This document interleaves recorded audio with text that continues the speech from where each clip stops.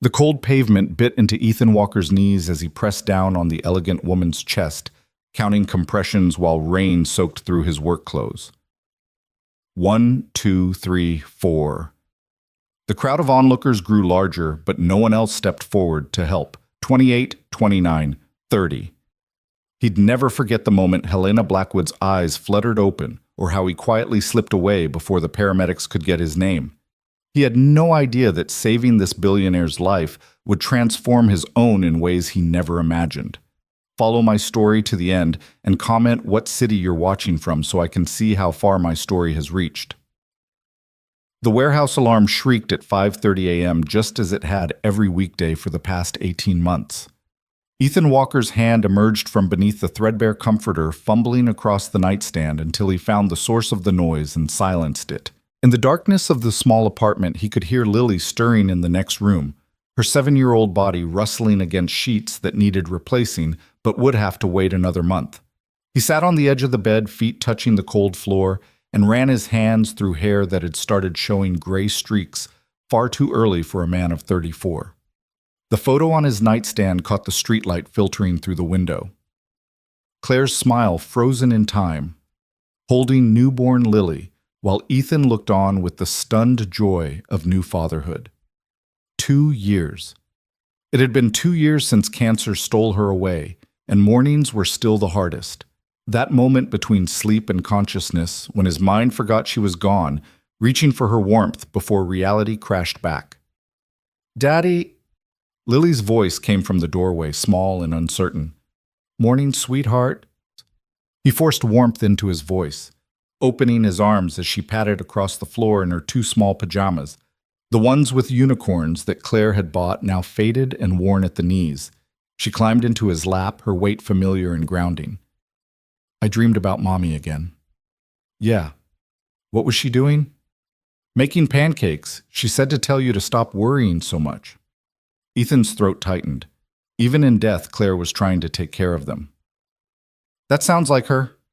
They went through their morning routine with practiced efficiency. Ethan made scrambled eggs while Lily got dressed for school, her chatter filling the small kitchen as she talked about her upcoming art project, and whether her teacher, Mrs. Patterson, would like the drawing she'd made of their apartment building. "Why do you think she wants us to draw our homes?" Lily asked, carefully spreading grape jelly on toast. "Maybe to learn about each other's lives," Ethan suggested, though he suspected it was also a way for the teacher to understand her students' circumstances. Lily attended a school where most kids qualified for free lunch, where tired parents worked multiple jobs, where art supplies were luxuries. "Jessica's drawing her house with a pool," Lily said. "She's lying, though. She lives in the same building as Marcus, and they don't have pools. Maybe she's drawing her dream house." Lily considered this. "Then I should draw a castle." "You could, or you could draw our home and show how special it is because we're together in it."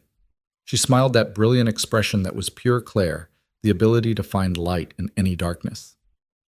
"I like that better." After walking Lily to school, savoring those 15 minutes of hand-holding and listening to her observations about everything from cloud shapes to why ants walked in lines, Ethan caught the bus to Morrison Warehouse. The commute took 40 minutes.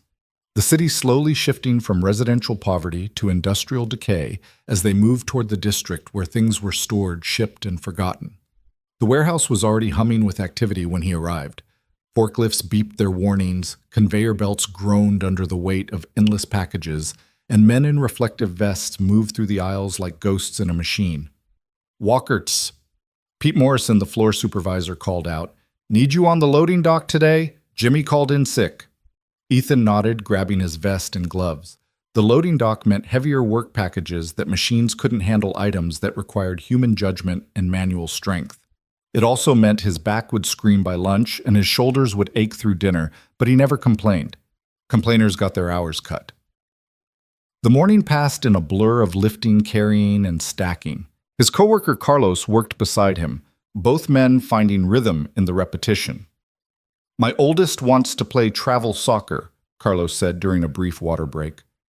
$300 just for registration, plus equipment, gas money for games, hotel rooms for tournaments.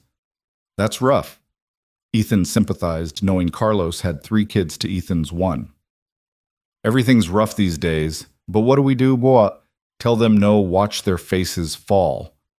Carlos shook his head. We figure it out, always do. That was the warehouse motto, figure it out. Make it work. Don't think too hard about tomorrow because today had enough problems. During his lunch break, Ethan sat in the break room with his standard peanut butter sandwich and the apple that was slightly bruised but still good. He pulled out his phone to check the school's parent portal. Lily was doing well in reading, needed help with math, and had perfect attendance. Small victories that felt like major accomplishments. Ethan.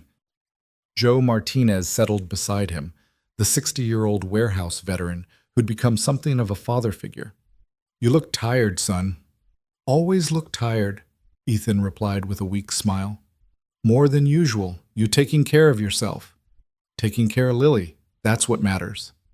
Joe studied him with eyes that had seen too much life. Can't pour from an empty cup. Cup's not empty, just running low. Pete mentioned overtime available this weekend, Saturday and Sunday time and a half. Ethan's mind immediately went to the calculation 16 hours of overtime could cover Lily's new shoes and still leave enough for a slightly better grocery run. I'll take it. Course you will. Joe's voice held no judgment, only understanding. Just remember that little girl needs a father more than she needs things. She needs both, Ethan said quietly. And I'm all she's got for either. The afternoon shift felt longer, each hour stretching as his body protested the constant motion. By 4 o'clock, his shirt was soaked with sweat, despite the October chill in the warehouse. By 5, he was counting minutes.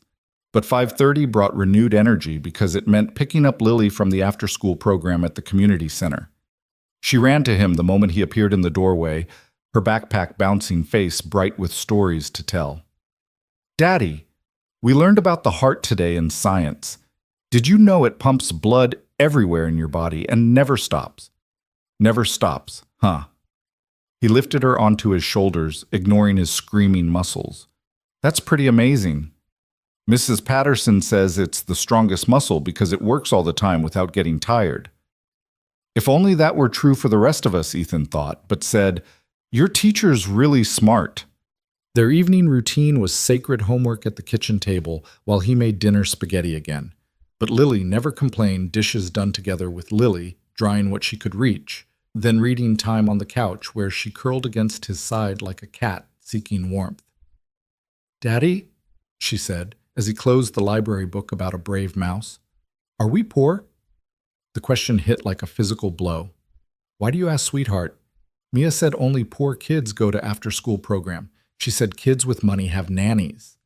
Ethan chose his words carefully. We have everything we need, a home, food, clothes, and each other. Some people have more money, some have less. But money doesn't measure how rich a family is. So we're rich in love. The richest, he confirmed, kissing her forehead. After Lily went to bed, Ethan sat at the kitchen table with his laptop, an ancient model that Claire had used for her online classes before she got sick. The bills were spread before him like accusers rent electricity water. The minimum payment on the credit card he'd maxed out during Claire's treatment, the payment plan for her funeral expenses. He moved numbers around in a spreadsheet trying to make them work differently, but mathematics didn't care about hope. They were one emergency away from disaster. A broken car, a sick day without pay, a school field trip that Lily desperately wanted to attend. The computer screen blurred as exhaustion overtook him. He closed his eyes just for a moment and found himself talking to Claire's picture on the wall. I'm trying, baby. God, I'm trying so hard, but it feels like drowning in slow motion. Lily needs things, clothes that fit shoes without holes, a birthday party with her friends. And I don't know how much longer I can keep this up. The photo, of course, didn't answer, but he could imagine Claire's voice warm and certain. You're stronger than you think, Ethan Walker, and tomorrow's a new day. Tuesday came with unexpected rain, the kind of cold October downpour that reminded everyone winter was approaching. Ethan's morning had started badly. The hot water heater was acting up again, giving them barely lukewarm showers. Lily had been cranky about wearing her rain boots with the crack in the side, and he'd had to promise to try fixing them with duct tape that evening. Work had been especially brutal. A shipping error meant an entire truck needed to be unloaded and reorganized, and Pete had chosen Ethan's crew for the job. By the time his shift ended at 6, Every muscle screamed and his clothes were soaked through with sweat and rain from the loading dock work. The community center called just as he was boarding the bus. Lily had a slight fever and needed to be picked up early. Panic shot through him. He couldn't afford to miss work tomorrow if she was really sick, but he also couldn't send a sick child to school. He jogged the 6 blocks from the bus stop to the community center, rain pelting his face, work boots splashing through puddles. Lily was waiting in the director's office, looking small and pale. "My tummy hurts," she said in a tiny voice. "Let's get you home, baby." He carried her the 8 blocks to their apartment, her fevered head against his shoulder, rain soaking them both. She weighed so little, felt so fragile in his arms. These were the moments that terrified him most when he faced the possibility of losing her too, of failing the one person who depended on him completely. Once home, he got her into dry pajamas and settled on the couch with children's Tylenol and ginger ale they kept for emergencies. Her fever was 100.2. Not dangerous, but enough to worry him. "Will you tell me a story?" she asked, curled against his side. "What kind of story?" "About Mommy. A happy one." So he told her about the day they'd met Claire, both of them reaching for the last discounted Halloween costume at Target. How Claire had laughed and suggested they share it, taking turns wearing the ridiculous dinosaur outfit to their respective parties. How that shared laugh had turned into coffee, then dinner, then a lifetime that ended too soon. Lily fell asleep during the story, her breathing evening out, fever already breaking thanks to the medicine. Ethan held her, carefully afraid to move and wake her, watching the rain streak down their windows. The news played quietly on their old television stories of corporate mergers and stock prices that might as well have been foreign languages. A commercial promised financial freedom through investments, and Ethan almost laughed. Financial freedom required having finances to begin with. By 8 o'clock, Lily was sleeping soundly in her bed, fever gone, and Ethan faced the kitchen table battlefield of bills again. The overtime this weekend would help, but it meant missing Lily's Saturday morning art class at the community center, one of the few free programs that brought her pure joy. He was so lost in calculations that he almost didn't notice when the news switched to tomorrow's weather forecast. More rain temperatures dropping, winter arriving early. He'd need to find Lily's winter coat in storage, make sure it still fit. Probably didn't. Another expense to figure out. Wednesday arrived with the promised continued rain. Lily's fever had broken completely, and she insisted she felt fine enough for school. Ethan made her favorite breakfast cinnamon toast and packed an extra snack in her lunch in case she got hungry. "Be good for Mrs. Patterson," he said, kissing her forehead at the school entrance. "Always am," she replied with Claire's mischievous grin. The warehouse felt like a tomb in the gray morning light. Everyone moved slower on rainy days, the dampness seeping into bones and joints already abused by years of physical labor. Ethan threw himself into the work, using physical exhaustion to quiet mental anxiety. "You okay, man?" Carlos asked during their break. "You seem off." Lily was sick last night. Fever. Ah, man. Those are the worst nights. Kids spike a fever and you think the world's ending. "Every time," Ethan admitted. "Can't help thinking, what if it's something serious? What if I miss the signs?" Carlos clasped his shoulder. "Brother, we all live with that fear. Single parents especially, but kids are tougher than we think, and you're a good dad. Best I know, actually." The words helped, but the weight remained. Every decision felt momentous when you were the only adult in a child's life. No one to share the worry, debate the choices, or reassure you that you were doing okay. The afternoon dragged endlessly. Pete asked him to train a new employee, a kid barely out of high school, who complained about the work within an hour. Ethan bit back sharp words, remembering being young and thinking manual labor was beneath him. Life had a way of adjusting those perspectives. By 5 o'clock, his patience was threadbare and his body was running on fumes. The rain had turned into a proper storm, and he didn't have an umbrella. The bus was late, packed with damp, frustrated commuters. Someone's wet umbrella dripped on his boots for 20 minutes. He finally made it to the community center at 6:15, 15 minutes late. Lily was the last child waiting, sitting with Mrs. Henderson, the evening coordinator, working on homework. "I'm so sorry," Ethan began, but Mrs. Henderson waved him off. No worries, Mr. Walker. Lily's been helping me organize the art supplies. She's got a real eye for color coordination. Daddy? Lily jumped up, seemingly fully recovered. Look what I drew today. She held up a picture of their apartment building, but she'd added flowers in every window and a rainbow overhead. At the bottom, she'd written, "Home is where love lives." It's beautiful, sweetheart. It's for you, to put in your lunchbox so you can remember home when you're at work. His eyes burned with unshed tears. This child, this miraculous little person, somehow understood more about life than most adults. She knew their struggles, but chose to see beauty anyway. The walk home was wet and cold, but Lily chatted the entire way, jumping in puddles despite his half-hearted protests about her shoes. Her joy was infectious, and by the time they reached their building, he was laughing at her impression of her teacher explaining fractions using pizza slices. Mrs. Patterson says if you understand pizza, you understand fractions.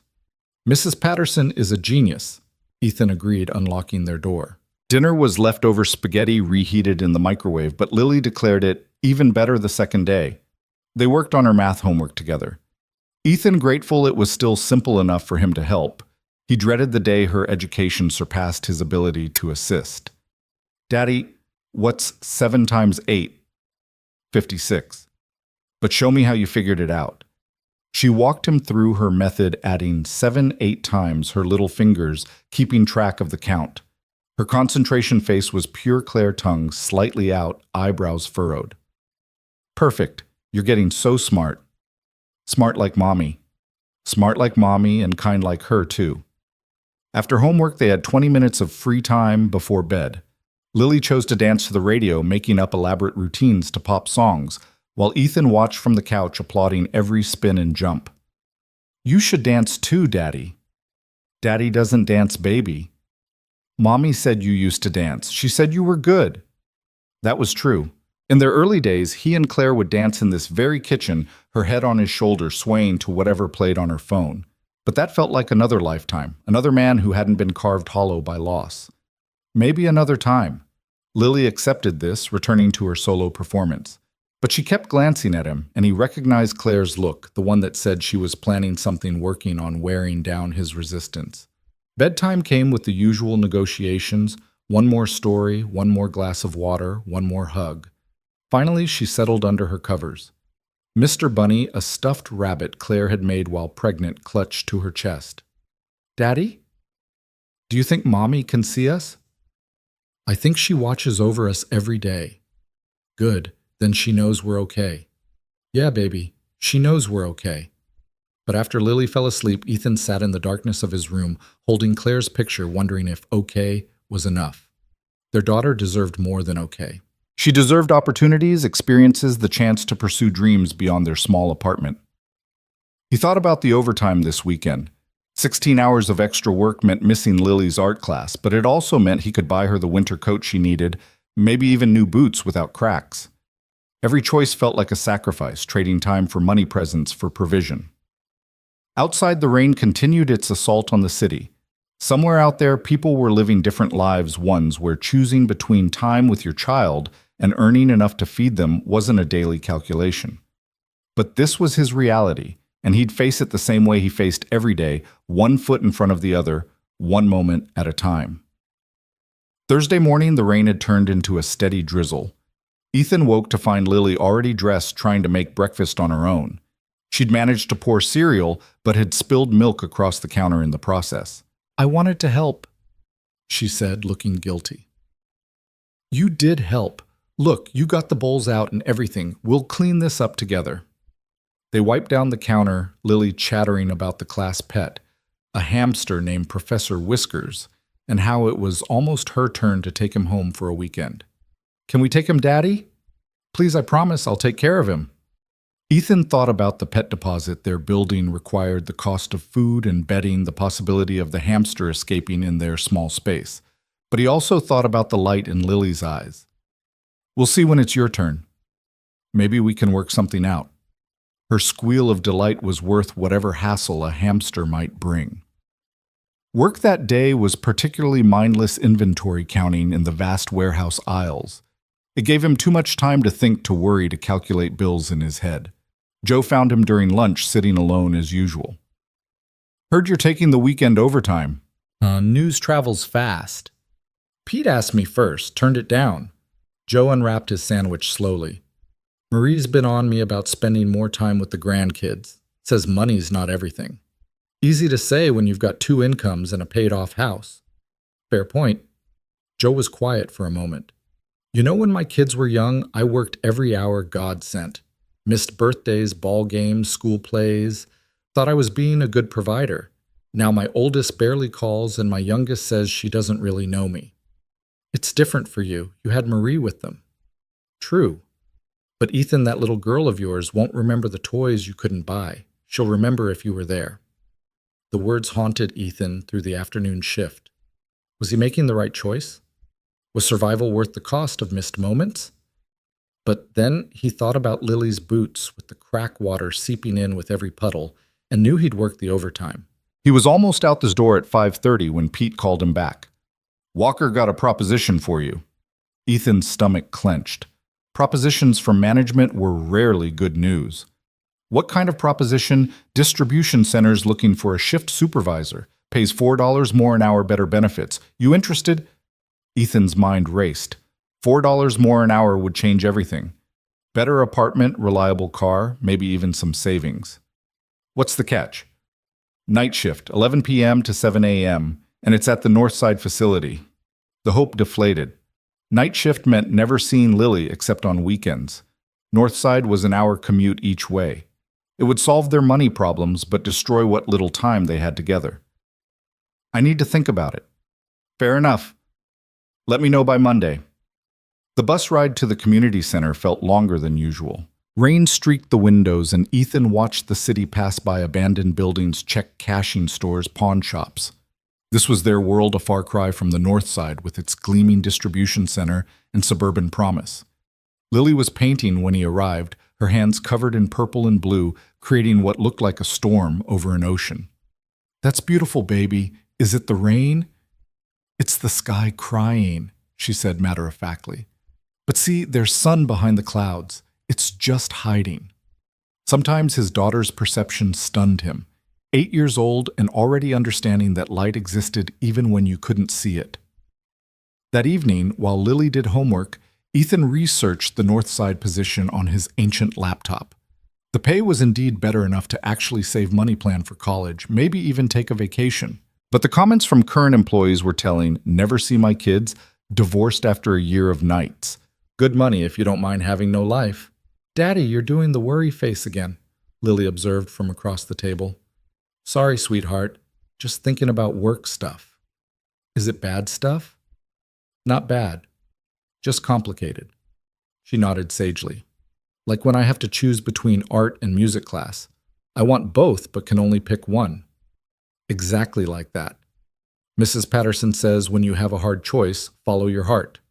What does your heart say? His heart said he'd rather be poor with his daughter than financially comfortable without her. But his head reminded him that poverty wasn't noble, that Lily deserved better than hand-me-downs and food bank groceries. My heart says it needs more time to decide. Friday came with unexpected sunshine, the first in a week. Ethan took it as a sign of what he wasn't sure, but it felt like the universe offering a brief reprieve. Lily practically skipped to school, jumping over the puddles that remained from the week's rain. It's Friday. Friday, best day of the week. She sang a made-up tune that made other parents smile as they passed. Work was lighter, too, a shipment delayed, meaning less to unload. Pete was in a good mood buying coffee for the morning crew. Even the usually surly Marcus cracked jokes during break. Hey, Walker, Marcus called out. You still drive that piece of shit Honda? Still runs, Ethan replied defensively. My brother's selling his Toyota, 2,000 runs good. Interested, 2,000 might as well have been 2 million, but Ethan appreciated the thought. Maybe after Christmas. It'll probably be gone, but I'll keep an ear out for others. These small kindnesses between struggling people meant everything. They looked out for each other in ways that didn't make the news, but made life bearable. That afternoon, fate intervened in the form of an early release. A power issue in part of the warehouse meant sending the afternoon shift home at 3 with full pay. Ethan couldn't remember the last time something unexpectedly good had happened.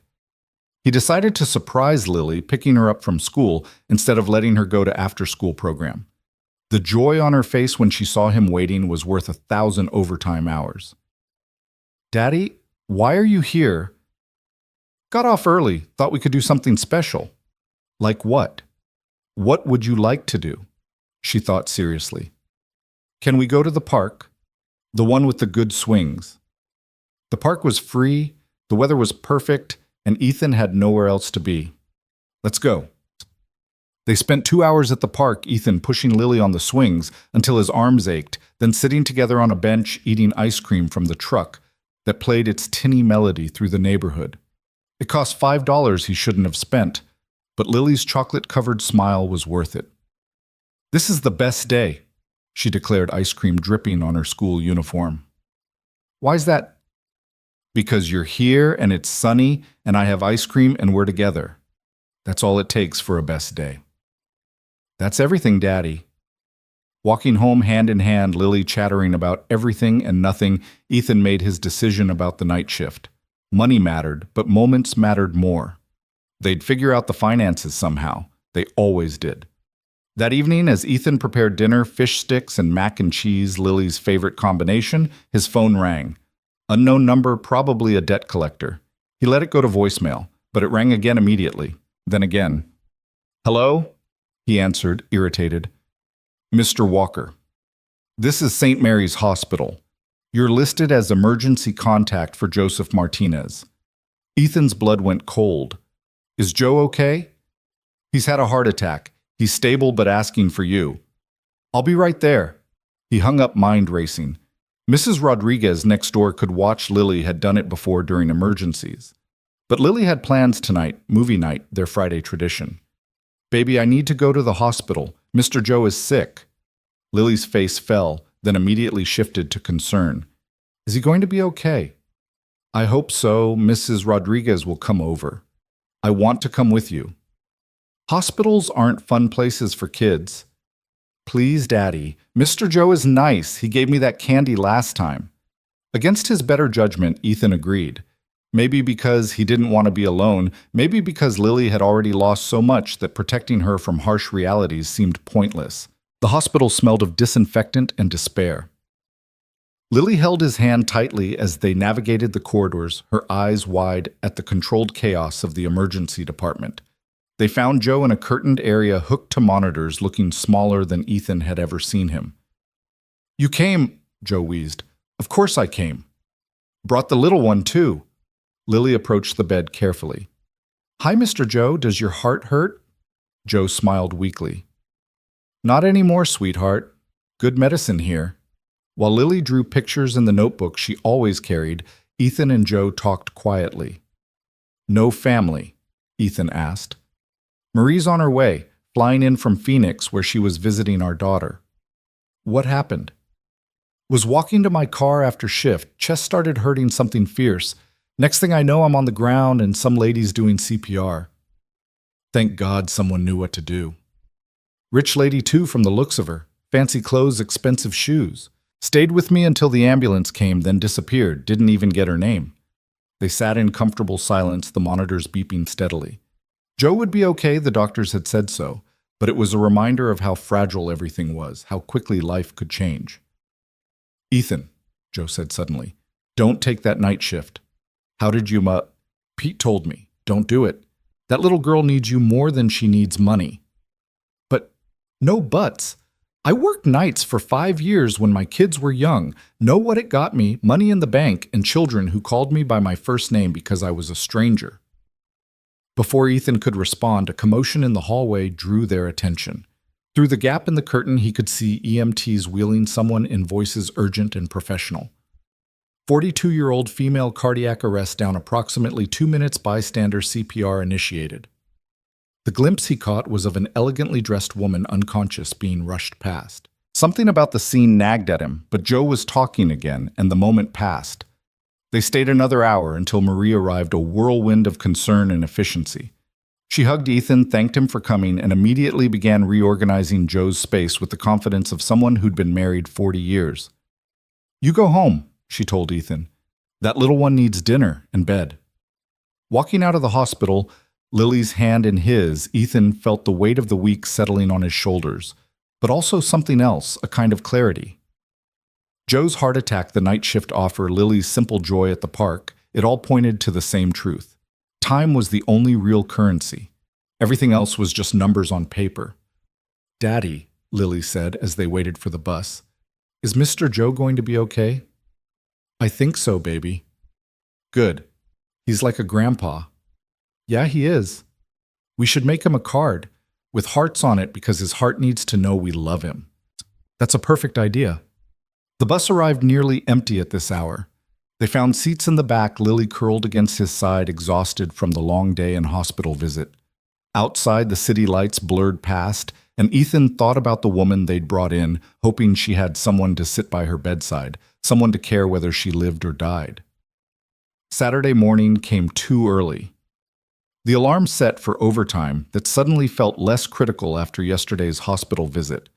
But Ethan dragged himself up, left a note for Lily with Mrs. Rodriguez's number, and headed to work.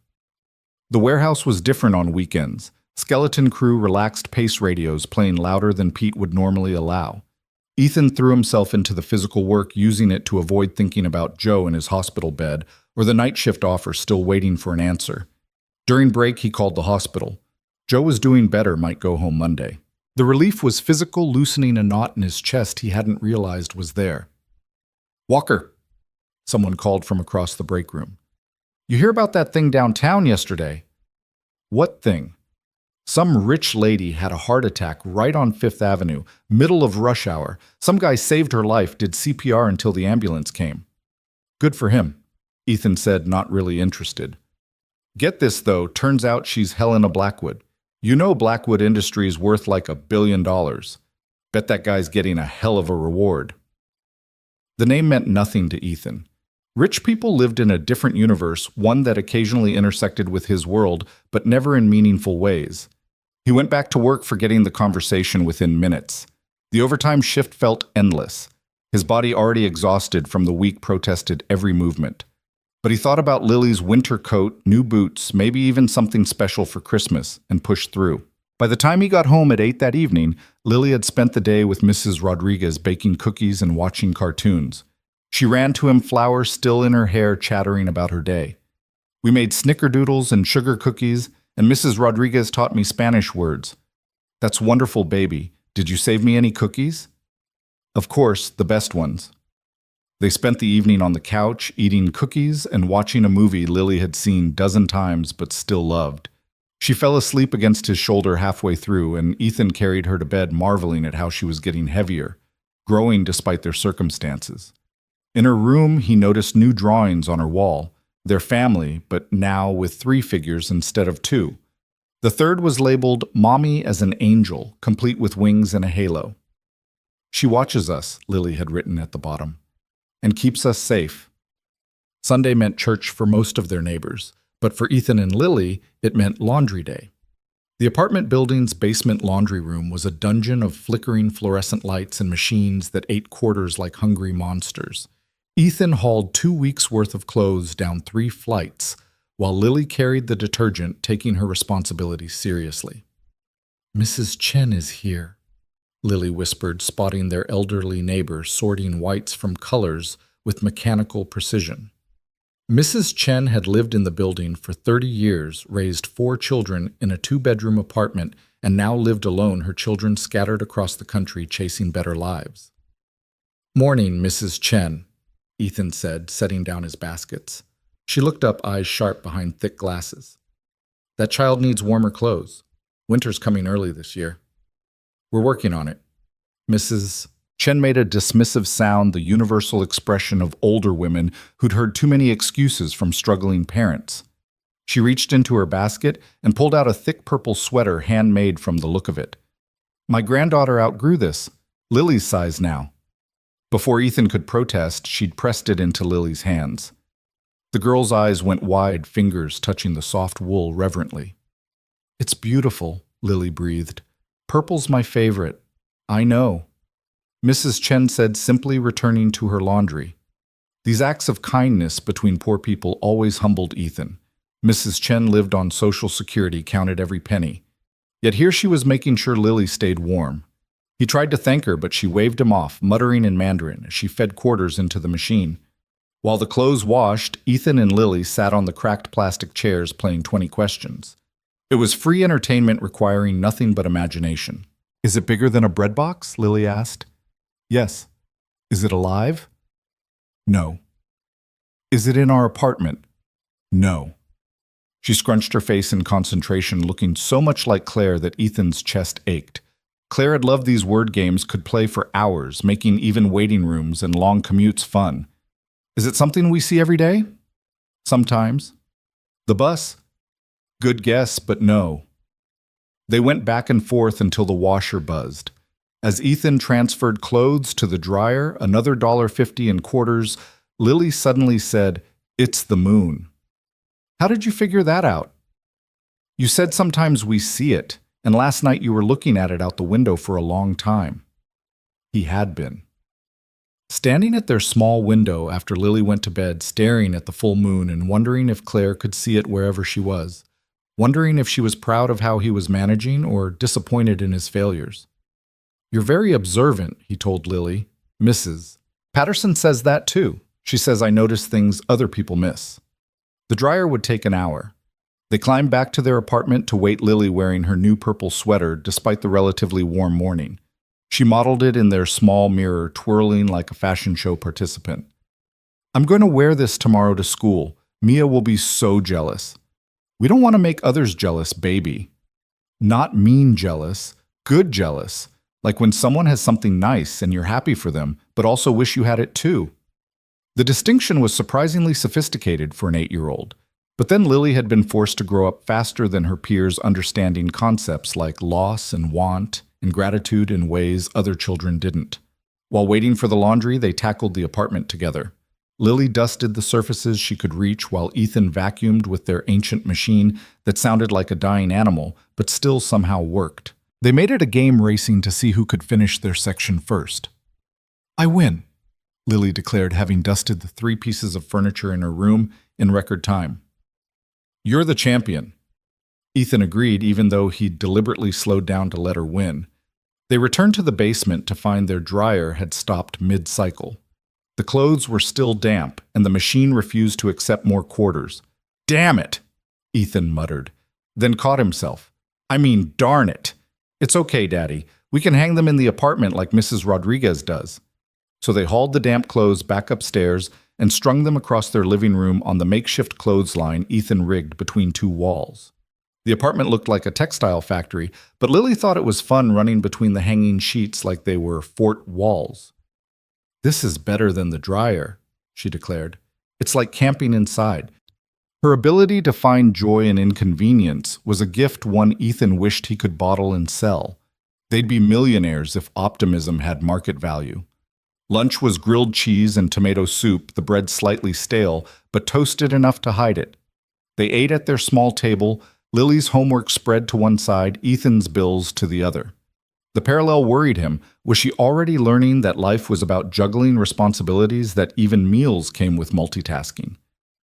Daddy, what's bankruptcy? Lily asked suddenly, pointing to a word in her social studies homework about economics. It's when someone or a business owes more money than they have, so they have to legally declare they can't pay it all back. Like when Jeremy couldn't pay back the lunch money he borrowed. Similar, but for adults and with bigger amounts. Have we ever been bankrupt? The question was innocent but felt loaded. No, baby. We've been careful with our money. Good.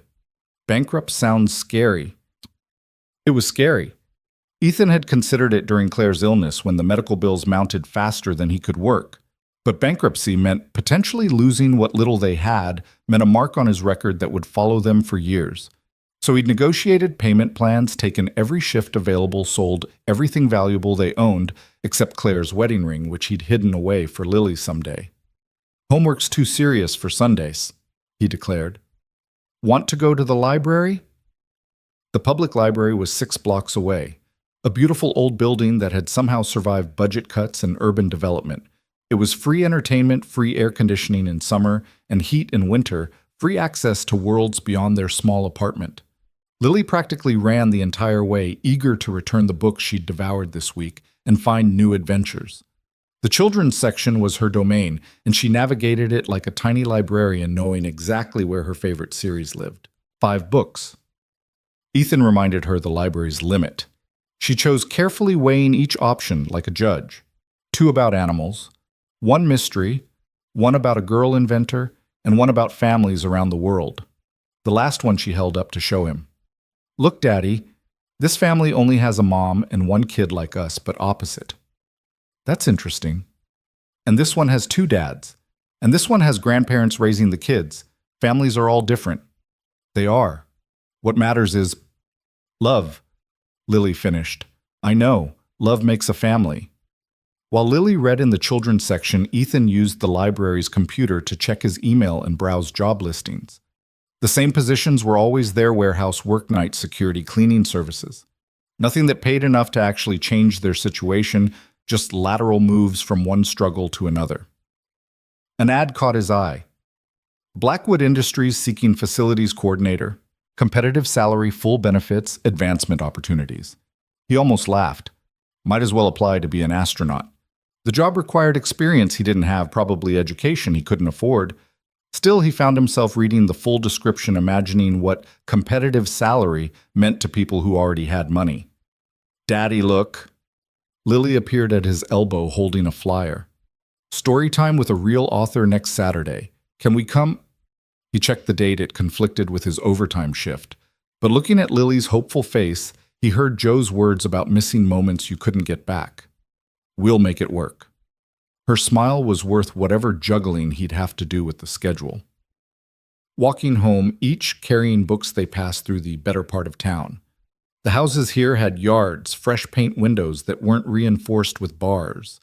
A man was teaching his son to ride a bike on the sidewalk, running alongside with patient encouragement. "That looks fun," Lily said wistfully. "You know how to ride a bike? I mean, having a place to practice and a bike that fits." Her bike, bought secondhand 2 years ago, was now too small. Her knees hit the handlebars when she pedaled. Another thing for the list of needs he couldn't meet. "Maybe for Christmas," he said, knowing it was unlikely. "It's okay, Daddy. Walking is good exercise. Mrs. Patterson says so." That evening, after dinner and bath time, they had their Sunday tradition calling Grandma Ellen Claire's mother, who lived in Florida. The relationship was complicated. Ellen had wanted custody of Lily after Claire died, convinced Ethan couldn't manage alone. The legal battle had been brief but bitter, ending with Ellen getting monthly video calls and 2 weeks in summer. "Hi, Mom," Lily said brightly to the tablet screen, Ethan's one technological splurge that allowed these calls. "Hello, sweetheart. You look taller." "Ethan, are you feeding her enough?" The passive aggression was normal. Ethan had learned to ignore it. "I'm eating lots," Lily said. "Daddy makes the best spaghetti." "Spaghetti again. You need vegetables, proper nutrition." "We eat vegetables too," Lily defended. "Daddy makes sure." They talked for 20 minutes, Ellen asking about school grades, whether Lily needed anything. The subtext was always there: she could provide better, would provide better if only Ethan would admit defeat. "I could send money for winter clothes," Ellen offered, as she did every call. "We're managing fine," Ethan said, as he always did. "Pride doesn't keep a child warm, Ethan." "Neither does guilt, Ellen." After the call ended, Lily was quiet. These conversations always unsettled her, the tension between the adults she loved obvious even to an 8-year-old. "Grandma Ellen means well," Ethan said carefully. "I know, she just misses Mommy." "We all miss Mommy. But we have each other. Grandma Ellen is all alone." The empathy in his daughter's voice was humbling. Even for someone who caused them stress, Lily found compassion. Monday arrived like a slap, the alarm harsh after a restless night. Ethan had dreamed about Claire again, one of those vivid dreams where she was healthy, laughing, planning Lily's birthday party. Waking up to reality was like losing her all over again. "Daddy, we're out of milk," Lily announced, staring into the refrigerator. "We'll get some tonight." "Can I have toast with jelly?" "Of course." He made her breakfast while she dressed, both of them moving through their morning routine with Monday sluggishness. The purple sweater from Mrs. Chen was Lily's outfit centerpiece paired with jeans that were getting too short but would have to last until payday. "You look beautiful," he told her. "Purple's definitely my color," she said with 8-year-old confidence. Walking to school, they passed the usual morning obstacles. The homeless veteran who always wished them good morning.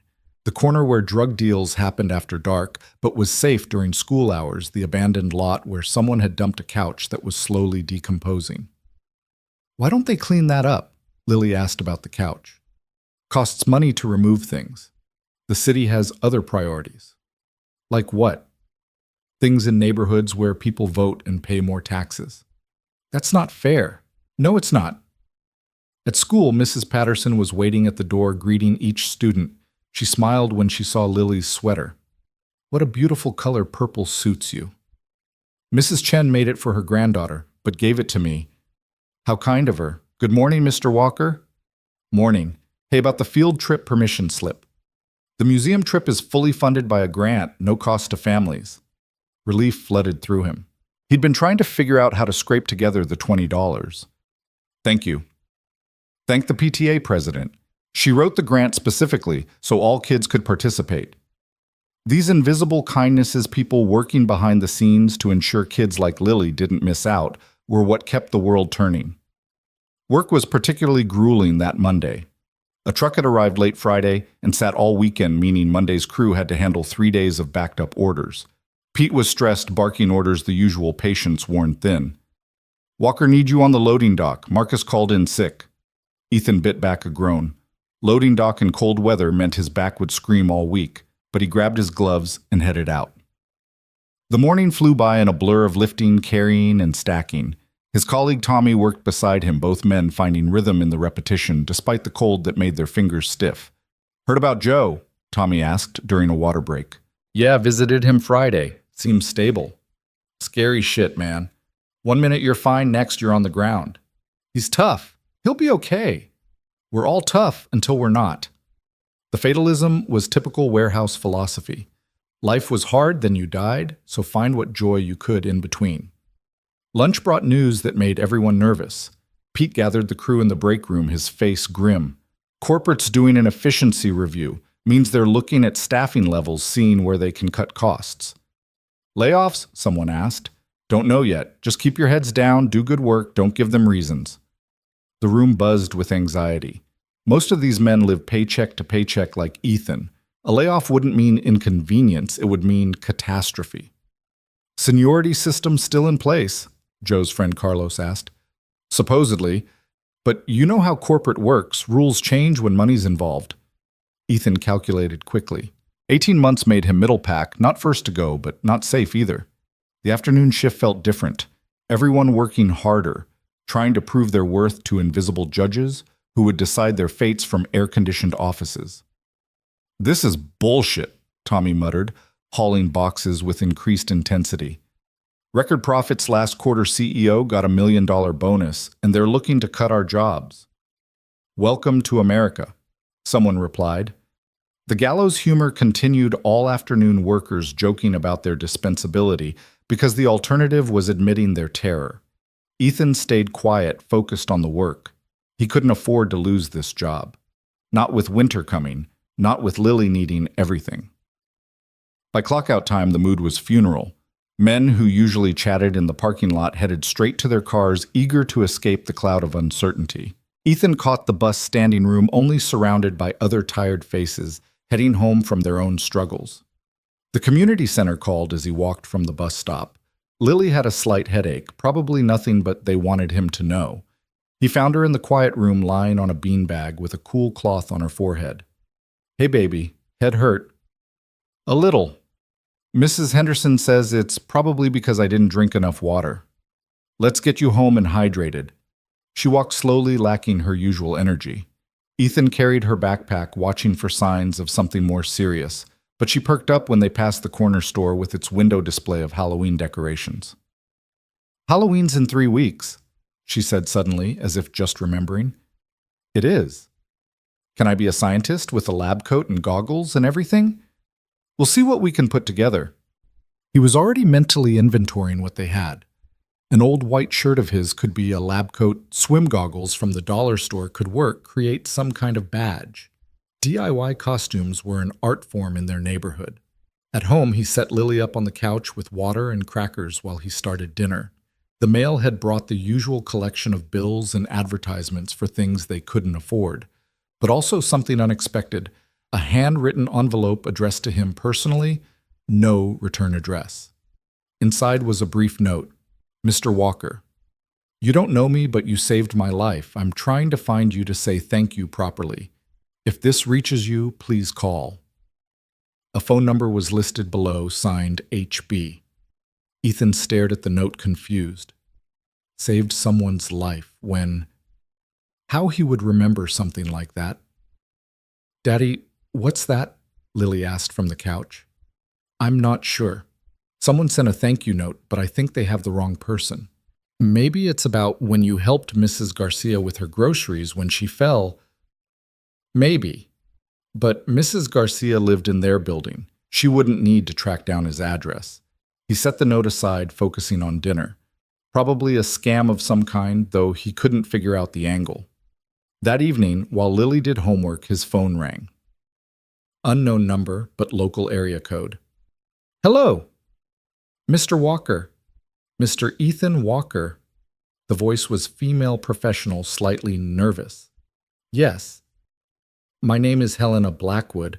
I believe you received my note. The name tickled something in his memory. Blackwood. Where had he heard that, I think you have the wrong person, ma'am. I haven't saved anyone's life. Last Tuesday evening, downtown near 5th and Morrison, a woman collapsed on the sidewalk. The memory clicked into place. The woman in expensive clothes who'd fallen clutching her chest. He'd done CPR until the paramedics arrived, then slipped away once they had her. That was you. That was me. Mr. Walker, you saved my life. The doctor said without immediate CPR I wouldn't have survived. I just did what anyone would do. But everyone didn't. People walked past. You stopped. There was emotion in her voice now, breaking through the professional composure.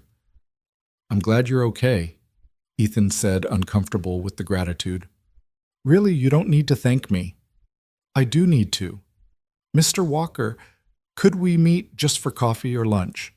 I want to thank you properly. That's really not necessary. Please, it's important to me. He thought about the efficiency review at work, Lily needing winter clothes, the perpetual struggle to stay afloat. He didn't have time for coffee with strangers, even grateful ones. I work during the week, and weekends are for my daughter. Your daughter? How old? 8. Bring her. Saturday lunch. I know a place with excellent mac and cheese. Lily, who'd been pretending not to eavesdrop, perked up at the mention of mac and cheese. I really can't... Mr. Walker, Ethan, you gave me my life back. The least you can do is let me buy you lunch. The combination of persistence and genuine emotion wore him down. Plus, Lily was now making hopeful faces at him. Okay, Saturday lunch, but somewhere casual, we don't do fancy. Perfect. Can I text you the details? After he hung up, Lily pounced. Who was that? Where are we going? Is the mac and cheese really excellent? Someone I helped wants to say thank you, and we'll see about the mac and cheese. He Googled Helena Blackwood that night after Lily went to bed. The results made him sit back stunned. CEO of Blackwood Industries, net worth in the billions, regular on Forbes, lists philanthropist art collector. The images showed a elegant woman in her 50s, always perfectly composed, photographed at galas and board meetings. This was who he'd saved. This was who wanted to buy them lunch. The week suddenly felt surreal.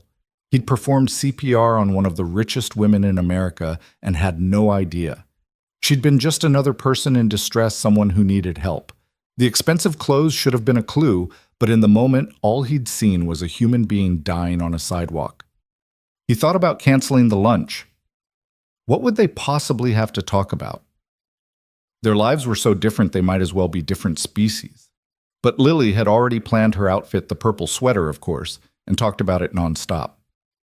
Tuesday brought more efficiency, review anxiety at work. Supervisors with clipboards, timing tasks, watching everything, making notes. The warehouse felt like a prison under surveillance. "They're definitely cutting people," Tommy said during break. "Question is how many?" 20% is the rumor, Dutch, Carlos added. 1 in 5 of us gone by Christmas. Ethan did the math. With 40 workers on their shift, that meant 8 jobs lost, 8 families thrown into chaos. The thought made him physically sick. "Walker," Pete called. "Office, now!" The walk to Pete's office felt like heading to execution. Was he being cut already? Had they decided he was expendable? "Sit," Pete said, closing the door. "If this is about the efficiency review." "It's not. Well, not directly." Pete sat heavily behind his desk. "I'm going to be straight with you. You're on the bubble. Not first to go, but not safe either." "Pete, let me finish. You're a good worker, reliable, never complain, help others, but you don't stand out. No special skills, no certifications, nothing that makes you irreplaceable. What do you want me to do?" "Forklift certification. Company pays for the training, and certified operators are harder to replace. Class starts Monday nights, runs 6 weeks. Monday nights meant less time with Lily, more exhaustion, more juggling. But it also meant job security, maybe even a small raise. I'll do it." "Good man. I'll get you enrolled." Walking back to his station, Ethan felt the weight of another obligation settling on his shoulders. 6 weeks of classes after 8-hour shifts, getting home after Lily's bedtime, weekend homework. But what choice did he have? That evening, he broke the news to Lily over dinner. "It's only 6 weeks," he explained, "and it means my job will be safer. Will Mrs. Rodriguez watch me on Monday nights?" "Yes." She was quiet, processing. "Will you still help with homework?" "Every other night and weekends." "Okay, if it keeps you from getting fired, it's important." The matter-of-fact acceptance broke his heart.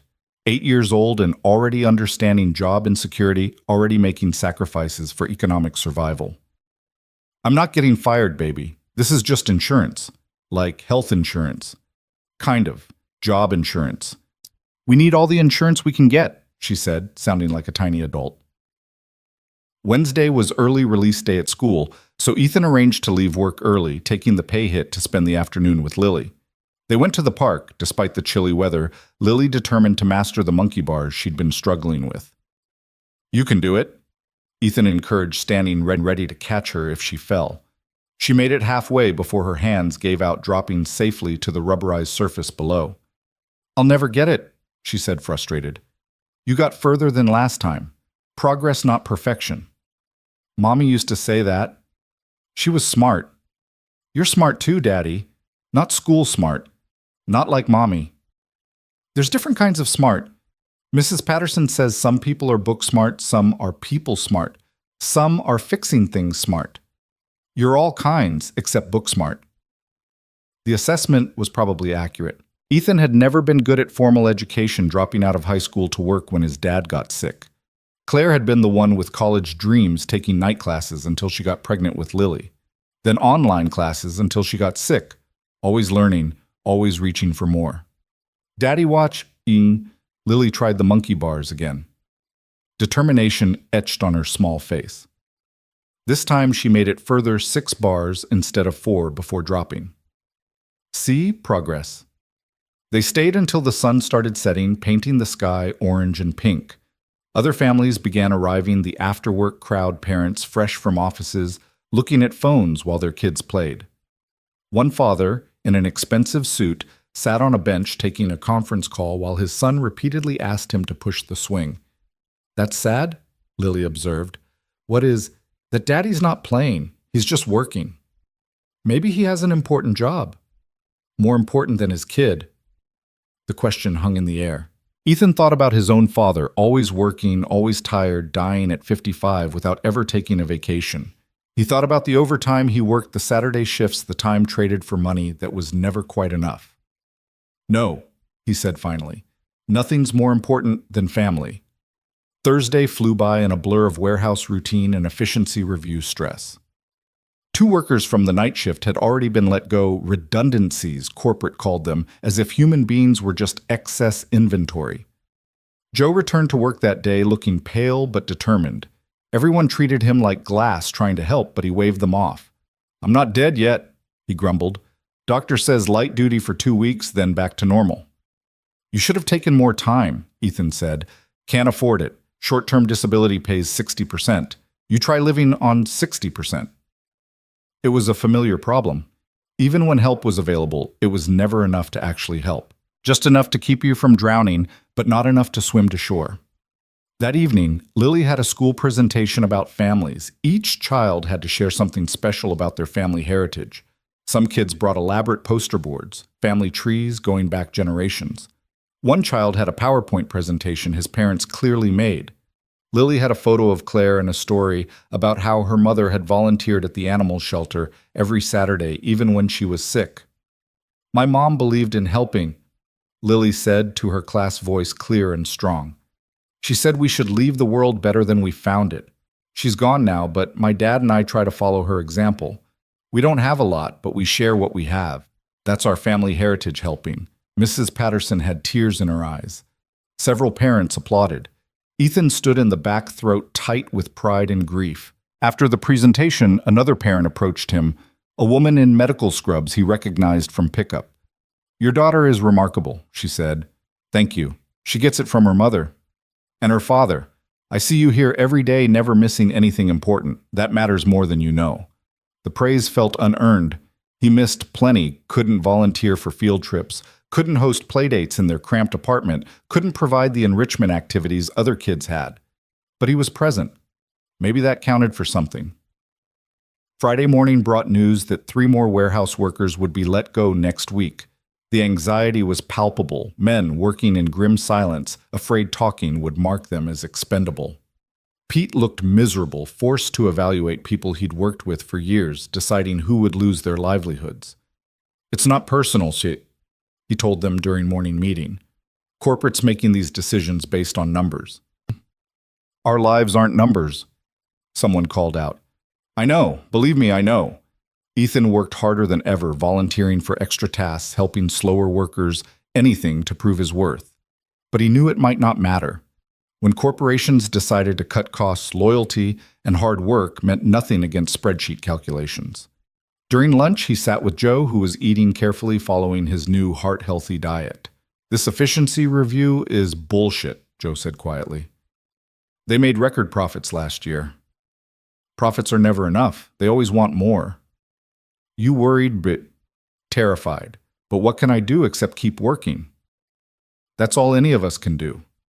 Joe paused. That night shift position's still open. Don't know. Why? Might be worth considering. If they're cutting day shift but still hiring nights, that tells you something. It tells me I'd never see Lily. Better than not being able to feed her.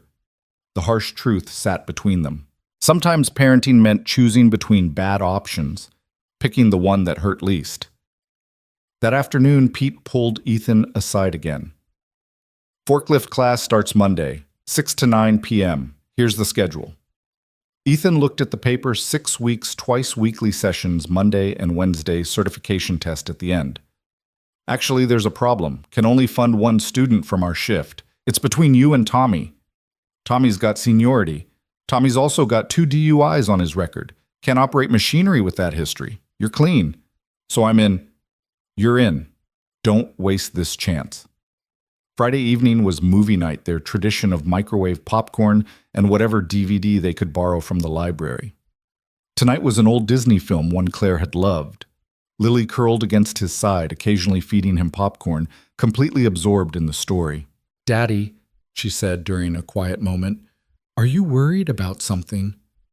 What makes you think that you keep sighing and your shoulders are all tight? He consciously relaxed, amazed at her perception. Just work stuff, nothing for you to worry about. If you lose your job, will we be okay? The question hit like ice water. Why would you think that? Marcus said his dad got fired from the warehouse, and Jenny's mom. People are losing jobs.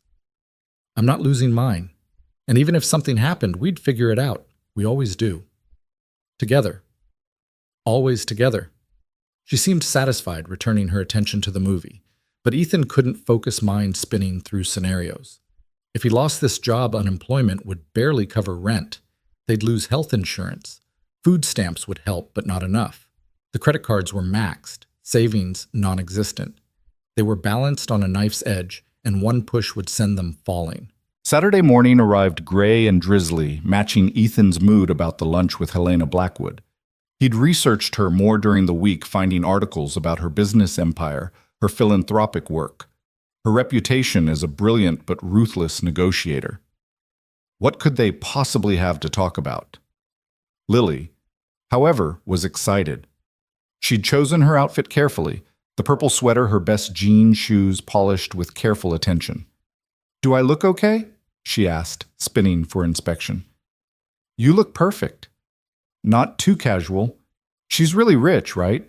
We're not trying to impress her baby, just having lunch. But I want to make a good impression. You saved her life. She should know you have a good daughter. She'll know that the minute she meets you." The restaurant Helena had chosen sat between two worlds, not fancy enough to require reservations months in advance, but far nicer than anywhere Ethan would normally take Lily. It was called The Garden Table, with large windows overlooking a small courtyard and a menu posted outside that didn't show prices, always a bad sign for people who needed to count every dollar. "It's pretty," Lily said, pressing her nose against the window. "Yeah, it is. Are you nervous, Daddy?" "A little." "Don't be. You saved her life. She should be nervous to meet you." The child's logic was flawless, but didn't account for the gulf between their worlds. Ethan straightened his only good shirt, the one he'd worn to Claire's funeral and job interviews, and opened the door. The hostess smiled warmly. "Mr. Walker, Ms. Blackwood is already here. Right this way." They were led through the restaurant to a corner table where Helena Blackwood sat studying her phone. She looked up as they approached, and Ethan was struck by how different she appeared from that night on the sidewalk. Healthy color in her cheeks, designer clothes that probably cost more than his monthly rent, an aura of controlled power. But when she saw them, her entire demeanor shifted. She stood quickly, almost knocking over her water glass, and for a moment looked as nervous as Ethan felt. "Mr. Walker." "Ethan, thank you so much for coming. This is my daughter Lily." Helena's attention turned to the child, and her smile became genuine rather than professional. "Hello, Lily. Your father told me you're 8 3/4, Lily corrected. "Are you the lady whose heart stopped?" "Lily." Ethan started, but Helena laughed. "I am indeed. Your father made it start again." "He's good at fixing things," Lily said matter-of-factly, sliding into the booth. They sat the contrast between them, stark Helena in her designer outfit, Ethan in his funeral shirt, Lily in her borrowed sweater. The waiter appeared immediately, which never happened in restaurants Ethan frequented. "Can I bring you something to drink?" "What would you like, Lily?" Helena asked. "Chocolate milk." Lily looked at Ethan for permission. "That's fine." "Coffee for me," Ethan said, then caught the prices on the drink menu. $8 for coffee. He tried not to visibly react. "I'll have the same," Helena said. "And could we get an appetizer, the cheese plate?" After the waiter left, an awkward silence settled. Helena seemed to be struggling for words, this woman who probably commanded boardrooms and negotiated million-dollar deals tongue-tied in front of a warehouse worker and his daughter. "I researched you," she finally said. "I hope that's not too invasive. I needed to know who saved me." "Not much to find," Ethan said. "I found enough. Single father warehouse worker wife passed 2 years ago. I'm sorry for your loss." "Thank you." Lily, unburdened by adult awkwardness, piped up. "Daddy doesn't like talking about Mommy with strangers. It makes him sad." "Lily." "It's okay, Helena said. "I understand. I lost my husband 15 years ago. The sadness never fully goes away, does it?" "No," Ethan admitted. "It doesn't." The drinks arrived with the cheese plate, an artistic arrangement that looked too pretty to eat. Lily's eyes went wide. "This is fancy cheese," she whispered. "Try some," Helena encouraged. "The one with herbs is particularly good." They ate, Lily chattering about school, her art project, the hamster she hoped to pet sit. Helena listened with apparent genuine interest, asking follow-up questions, laughing at Lily's jokes. Slowly, Ethan felt himself relaxing. "What do you do?" Lily asked Helena. Daddy says you're important. I run a company. We make parts for other companies, boring stuff, really. Daddy works at a warehouse. Is that like your company? Different kind of work, but equally important. Nothing would get where it needs to go without people like your father. The main courses arrived mac and cheese for Lily, elevated with truffle oil, and 3 cheeses a burger for Ethan Wagyu beef, though he didn't know what that meant, and a salad for Helena that looked like art. This is the best mac and cheese ever, Lily declared after one bite. I'm glad. They make it special here. As they ate, Helena kept stealing glances at Ethan, something unreadable in her expression. Can I ask you something? She finally said. Sure. Why did you leave that night before anyone could get your name? Ethan set down his burger, considering. I needed to get home to Lily, and I don't know, it felt like staying would make it about me somehow. It wasn't about me. Most people would have stayed, waited for thanks, maybe a reward. I'm not most people. No, Helena said softly. You're not. Lily, who'd been focused on her mac and cheese, suddenly said, Daddy always helps people. Last week he fixed Mrs. Chen's door for free, and he carries Mrs. Rodriguez's groceries, and he gave his lunch to Tommy when Tommy forgot his wallet. Lily, it's true you're always helping. Mommy said that's what makes you special. Ethan felt heat rise in his cheeks. We all help each other in our neighborhood. That's how it works. Helena was studying him with an intensity that made him uncomfortable. The world needs more people like you. The world needs people to have enough so they don't need help, Ethan countered, then immediately regretted it. Too political, too pointed. But Helena nodded. You're absolutely right. Dessert was offered a chocolate lava cake that Lily's eyes locked onto immediately. We should probably, Ethan started. Please, Helena said.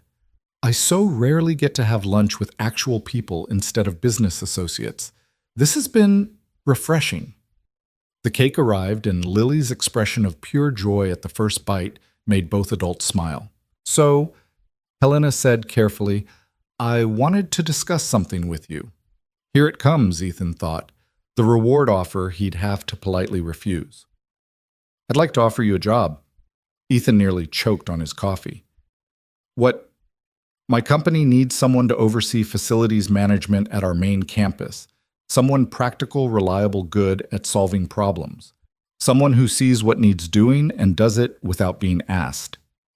I don't have any experience with. You have exactly the experience needed. You work in a warehouse, you understand systems and logistics. You fix things for your neighbors so you're mechanically inclined. Most importantly, you help people, which means you understand that facilities management is really about making sure people have what they need to do their jobs. Miss Blackwood. Helena, I appreciate what you're trying to do, but the salary is $85,000 a year, full benefits, including medical and dental retirement matching and flexible hours to accommodate parenting needs. Ethan felt the world tilt. $85,000. That was more than double what he made now. It was impossible. It was life-changing. You can't be serious. I'm completely serious. This isn't charity, Ethan. I've built a successful company by recognizing talent and character when I see it. You have both. Daddy, Lily said quietly, are you okay? You look funny. I'm fine, baby. Is she offering you a different job? She is. Would it be better than the warehouse? Ethan looked at his daughter, her 2 small clothes, her borrowed sweater, her eyes bright with hope she was trying not to show. It would be different. Helena pulled out a folder she'd had beside her. This is the formal offer. Take it home, read it, think about it. But Ethan, this is a real position with real responsibilities. You'd be managing a team of 12, overseeing 3 buildings, reporting directly to our operations director. Why? Ethan asked. Really why? Because I saved your life. That's not a reason to hire someone. Helena was quiet for a moment. Can I be completely honest? Please. I've been successful in business for 30 years. I have more money than I could spend in 10 lifetimes. I have houses, I never visit cars, I never drive art, I never look at. But when I was lying on that sidewalk dying, None of that mattered. The only thing that mattered was that a stranger cared enough to stop. She paused, composing herself. You gave me a second chance at life. Not just by saving me physically, but by reminding me that there are still good people in the world. People who help without expecting anything in return. I want someone like that in my company. Someone who sees people not just profit margins. That's a nice speech, but it's not a speech. It's the truth. Look at the offer. Do your research on the company. You'll find we promote from within, we've never had layoffs, and our employee satisfaction scores are industry leading. I didn't build this company by making bad hiring decisions. The waiter appeared with the check, which Helena signed without looking at the total. Ethan tried not to think about what lunch had cost, probably more than his weekly grocery budget. Can I have a week to think about it? He asked. Take 2 weeks. This is a big decision. As they prepared to leave, Lily tugged on Helena's sleeve. Thank you for lunch, and for offering Daddy a job. He works really hard and deserves good things. Helena knelt down to Lily's level. Your daddy is a special person, and so are you. I can see where you get your kindness. Outside the restaurant, Helena's driver was waiting with a black car that looked like it cost more than most people's houses. Can we give you a ride home? We'll walk. It's not far. Ethan lied. It was 40 minutes, but he needed air, needed to think. Thank you for coming today, both of you. She got in the car and was gone, leaving Ethan and Lily standing on the sidewalk in their shabby clothes, holding a job offer that could change everything. Daddy, Lily said, taking his hand. She seems nice. She does. Are you going to take the job? I don't know, baby. It's complicated. Good things are usually complicated, Lily said, sounding like Claire. That's what makes them interesting. They walked home slowly, Lily chattering about the fancy cheese and chocolate cake, while Ethan's mind spun through possibilities and fears. $85,000 a year, health insurance that actually covered things, retirement savings. Lily could have new clothes, proper school supplies, maybe even activities like dance or soccer. But also leaving the known for unknown, working for someone he'd saved, the potential awkwardness, the fear of failing at something beyond his experience. Back at their apartment, he spread the offer letter on the kitchen table and read every word 3 times. The benefits were even better than Helena had said: 3 weeks vacation, sick leave, that accumulated education assistance that would pay for Lily's college. It seems too good to be true, he said to Claire's photo that night after Lily was asleep. Things like this don't happen to people like us. But maybe, just maybe, sometimes they did. Sunday morning, Ethan called Joe for advice. The older man listened to the whole story without interrupting. Take it, Joe said immediately. Just like that. Ethan, opportunities like this come once in a lifetime, maybe not even that often. But what if I can't do it? What if you can? What if you're exactly what they need? Stop thinking you're not good enough. You are. The warehouse needs me. With the layoffs, the warehouse will survive. And honestly, you might not survive the cuts anyway. Take the job. That evening, Ethan sat with Lily doing homework, her at the kitchen table with math problems, him with the laptop researching Blackwood Industries. Everything he found confirmed Helena's claims. The company was solid, ethical, known for treating employees well. The facilities management team had good reviews on job sites. The building was only 30 minutes by bus from their apartment, actually closer than the warehouse. Daddy told, Lily said, "You're not doing your homework." "I'm researching." "The job?" "Yeah." She put down her pencil and looked at him with Claire's serious expression. "Can I say something?" "Always." "I think Mommy would want you to take it. She always said you were capable of more than you believed." "You remember her saying that?" "I remember everything about Mommy, and she was right. You are capable of more." Monday morning came with the usual warehouse anxiety, plus Ethan's first forklift class that evening. He hadn't told anyone about Helena's offer, still processing it himself. The efficiency review continued its reign of terror. 2 more workers were let go at morning meeting, their lockers already cleaned out, final paychecks ready. The remaining crew worked in grim determination. "We're all replaceable," Tommy muttered during break. "Every damn one of us." "Not if you have special skills," Carlos countered. "That's why Walker's getting certified. One certification won't save him if they decide to cut deep." Ethan stayed quiet, the job offer burning in his pocket where he'd put it that morning, unable to leave it at home. $85,000.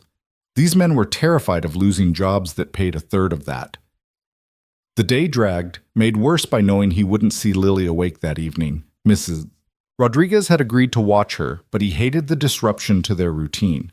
At 5:30, instead of heading home, he reported to the training room for forklift certification.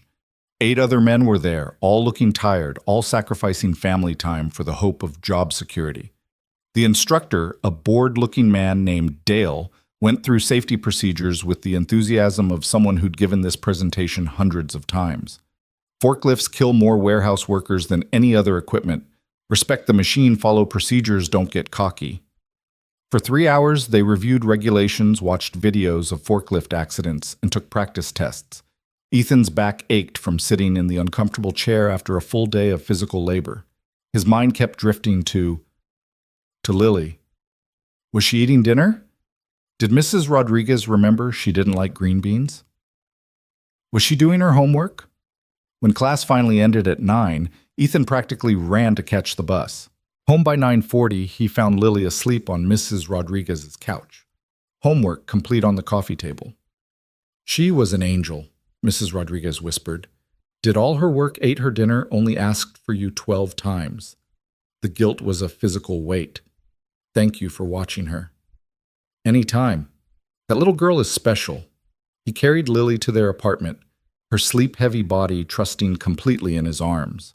After tucking her in, he sat at the kitchen table with Helena's offer letter again. The money would mean no more choosing between bills, no more forklift certification classes stealing his evenings, no more efficiency reviews threatening their stability.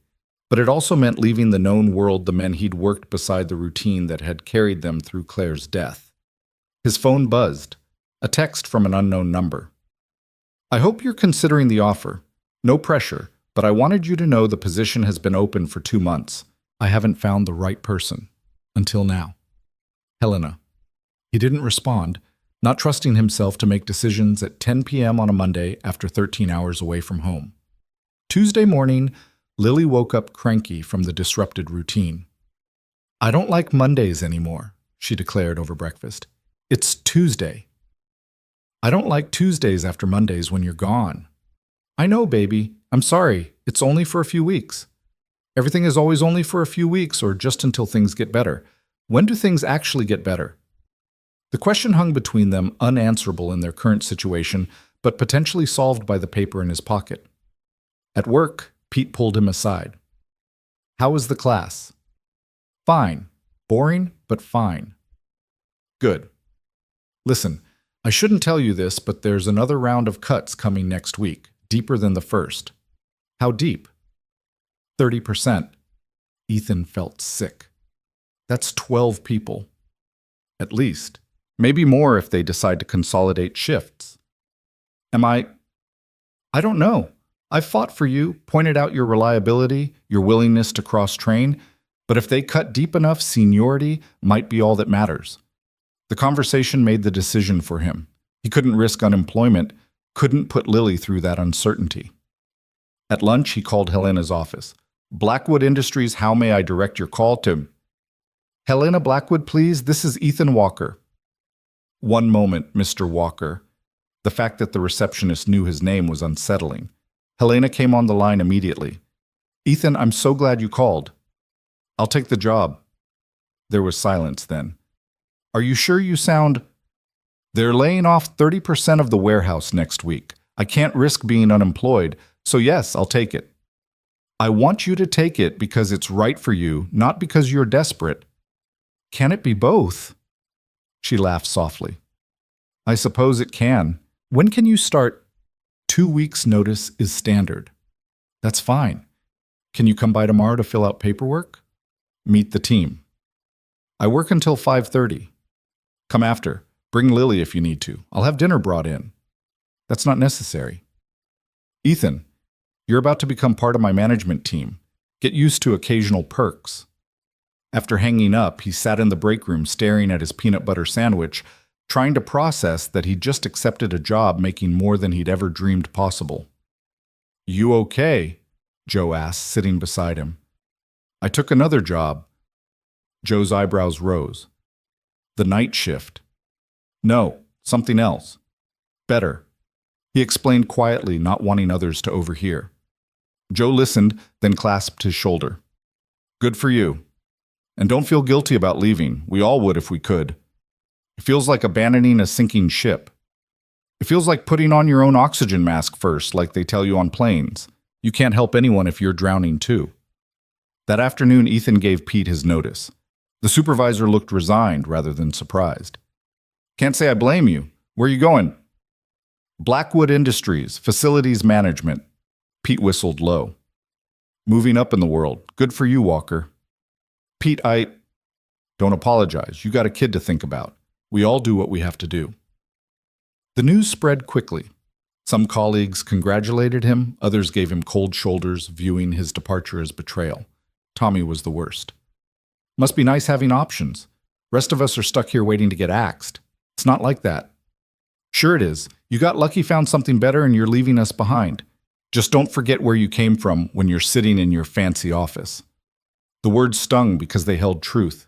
He was leaving them behind. He was choosing his family's security over solidarity with his coworkers. It felt selfish even as he knew it was necessary. That evening he told Lily about the job over dinner.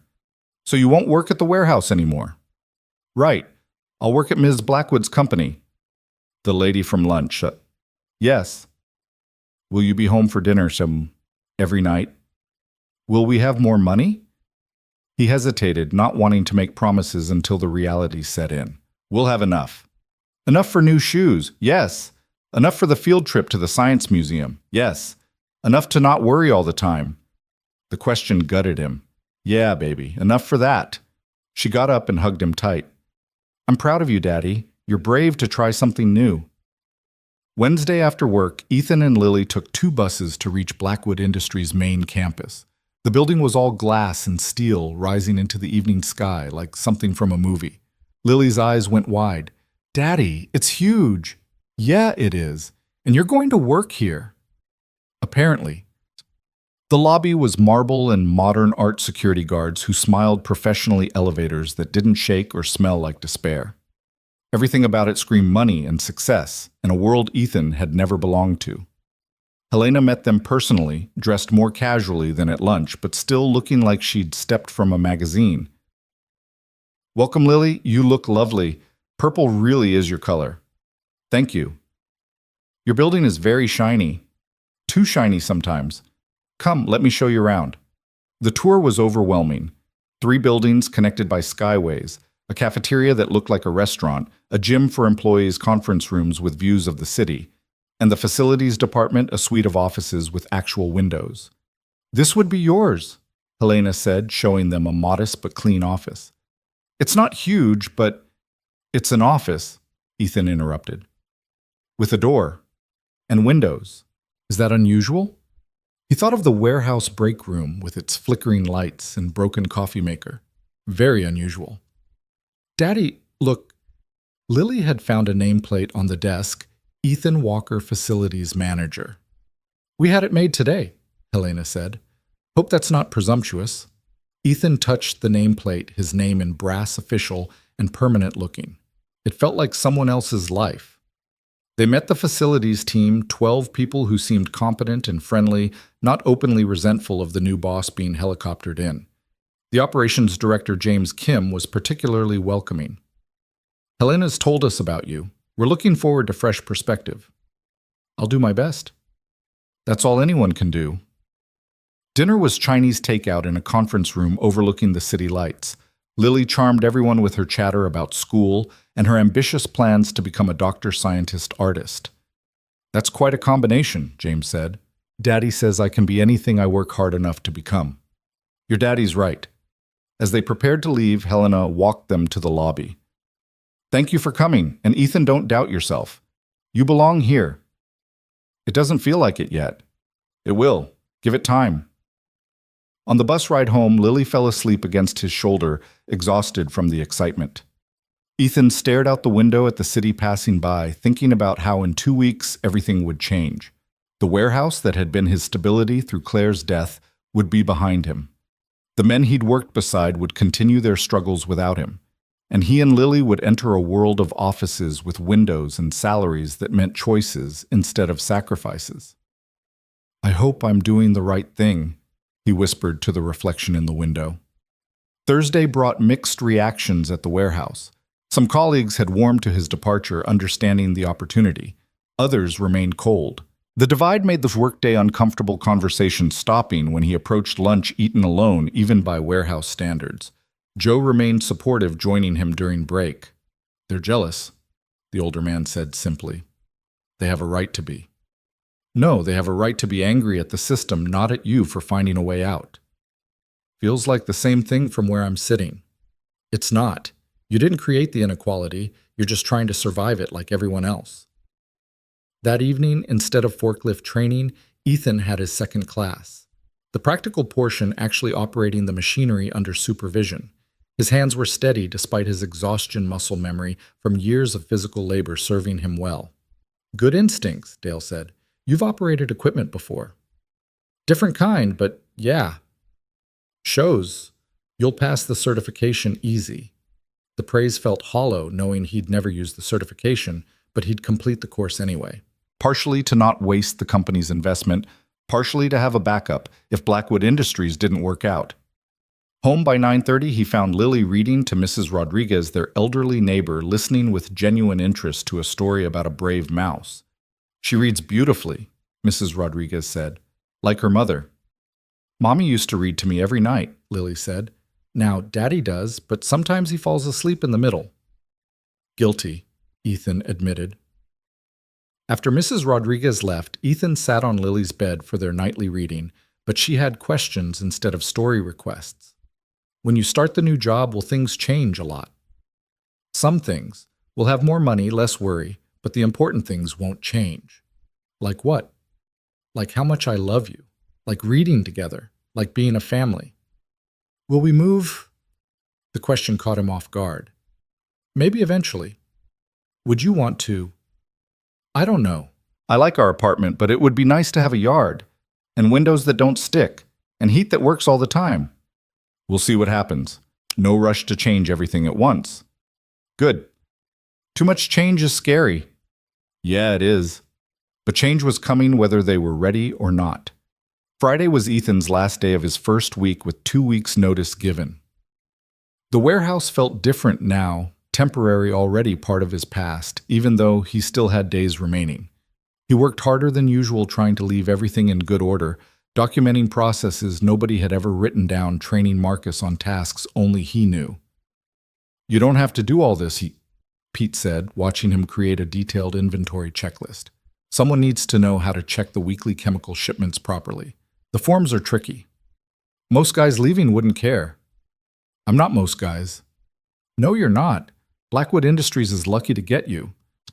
The comment should have felt good, but guilt still gnawed at him. Survivor's guilt, maybe.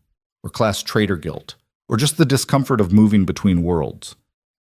At lunch, an announcement came over the intercom. "All staff to the break room for mandatory meeting." Everyone filed in with the grim expressions of people expecting bad news. The plant manager, Mr. Davidson, stood at the front, a man who usually only appeared for terminations or major announcements. "I'll be direct," he said. "The efficiency review is complete. We'll be reducing staff by 35% effective next Friday." The room erupted. 35% was worse than rumored. 14 people from day shift alone. "Names will be posted Monday. Those affected will receive 2 weeks severance and assistance filing for unemployment." 2 weeks, someone shouted. "After 5 years here, I get 2 weeks." "I understand your frustration." "No, you don't. You're not wondering how to feed your kids on unemployment that takes 6 weeks to kick in." Davidson continued with corporate speak about difficult decisions and economic realities, but nobody was listening. Men were doing mental math calculating survival. Ethan felt sick knowing he was escaping just in time. After the meeting, the warehouse was tomb quiet. Everyone worked mechanically, lost in private fears. Tommy wasn't even pretending to work, just sitting on a crate staring at nothing. "You okay?" Ethan asked. "I'm gone. I know it. Low seniority, no special skills history of calling in sick when my kid needs me. I'm exactly who they cut." You don't know that. Don't I? You got out just in time, Walker. Rest of us are fucked. There was nothing comforting to say that wouldn't be a lie, so Ethan just clasped Tommy's shoulder and went back to work. That evening, he walked Lily home from after school, slowly, neither eager to return to their small apartment. You're quiet, Daddy. Long day at work? Did more people get fired? Not yet, but they will next week. Are you still leaving? I have to, baby, even more now. Because they might fire you, too. Because I need to take care of us. She thought about this. It's not fair that some people get fired and others don't. No, it's not fair. Can you help them when you have your new job? I don't know how I could. Mommy always said when we have more, we share more. The simple wisdom stung. Claire would have found a way to help, would have organized something done, something beyond escaping alone. That weekend, Ethan took Lily to the library story time with the visiting author, the event he'd promised, despite originally having overtime scheduled. The author was a young woman who wrote books about brave girls solving mysteries. Lily sat transfixed in the front row, hand shooting up with every question opportunity. Where do you get your ideas? From curious girls like you who ask good questions. Is it hard to write books? Sometimes, but the best things usually are hard. My daddy's starting a hard new job, but he's brave. Ethan felt his cheeks warm as parents turned to look at him. The author smiled. Brave daddies raise brave daughters. After the event, Lily insisted on checking out all of the author's books, carrying them like treasure. I want to write books someday, she announced. You can do anything you set your mind to. Even if it's hard. Especially if it's hard. Hard things are usually worth doing. Sunday night, Ethan couldn't sleep. Tomorrow the names would be posted. 14 people would learn their jobs were ending. He'd be starting his last week at the warehouse, beginning his transition to a different life. He stood at their small window, looking at the city lights, thinking about Helena Blackwood, somewhere out there in a penthouse or mansion, probably not losing sleep over employment anxiety. The gulf between their worlds seemed impossible to bridge, yet somehow he was about to try. Can't sleep. Lily's voice came from behind him. Did I wake you? No, I had a dream about Mommy. Good dream. She said to tell you it's okay to be scared. Being scared means you're doing something important. Your mom was pretty smart. So are you, Daddy, just different smart.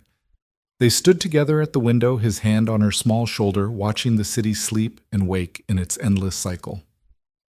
Monday morning came like a death sentence.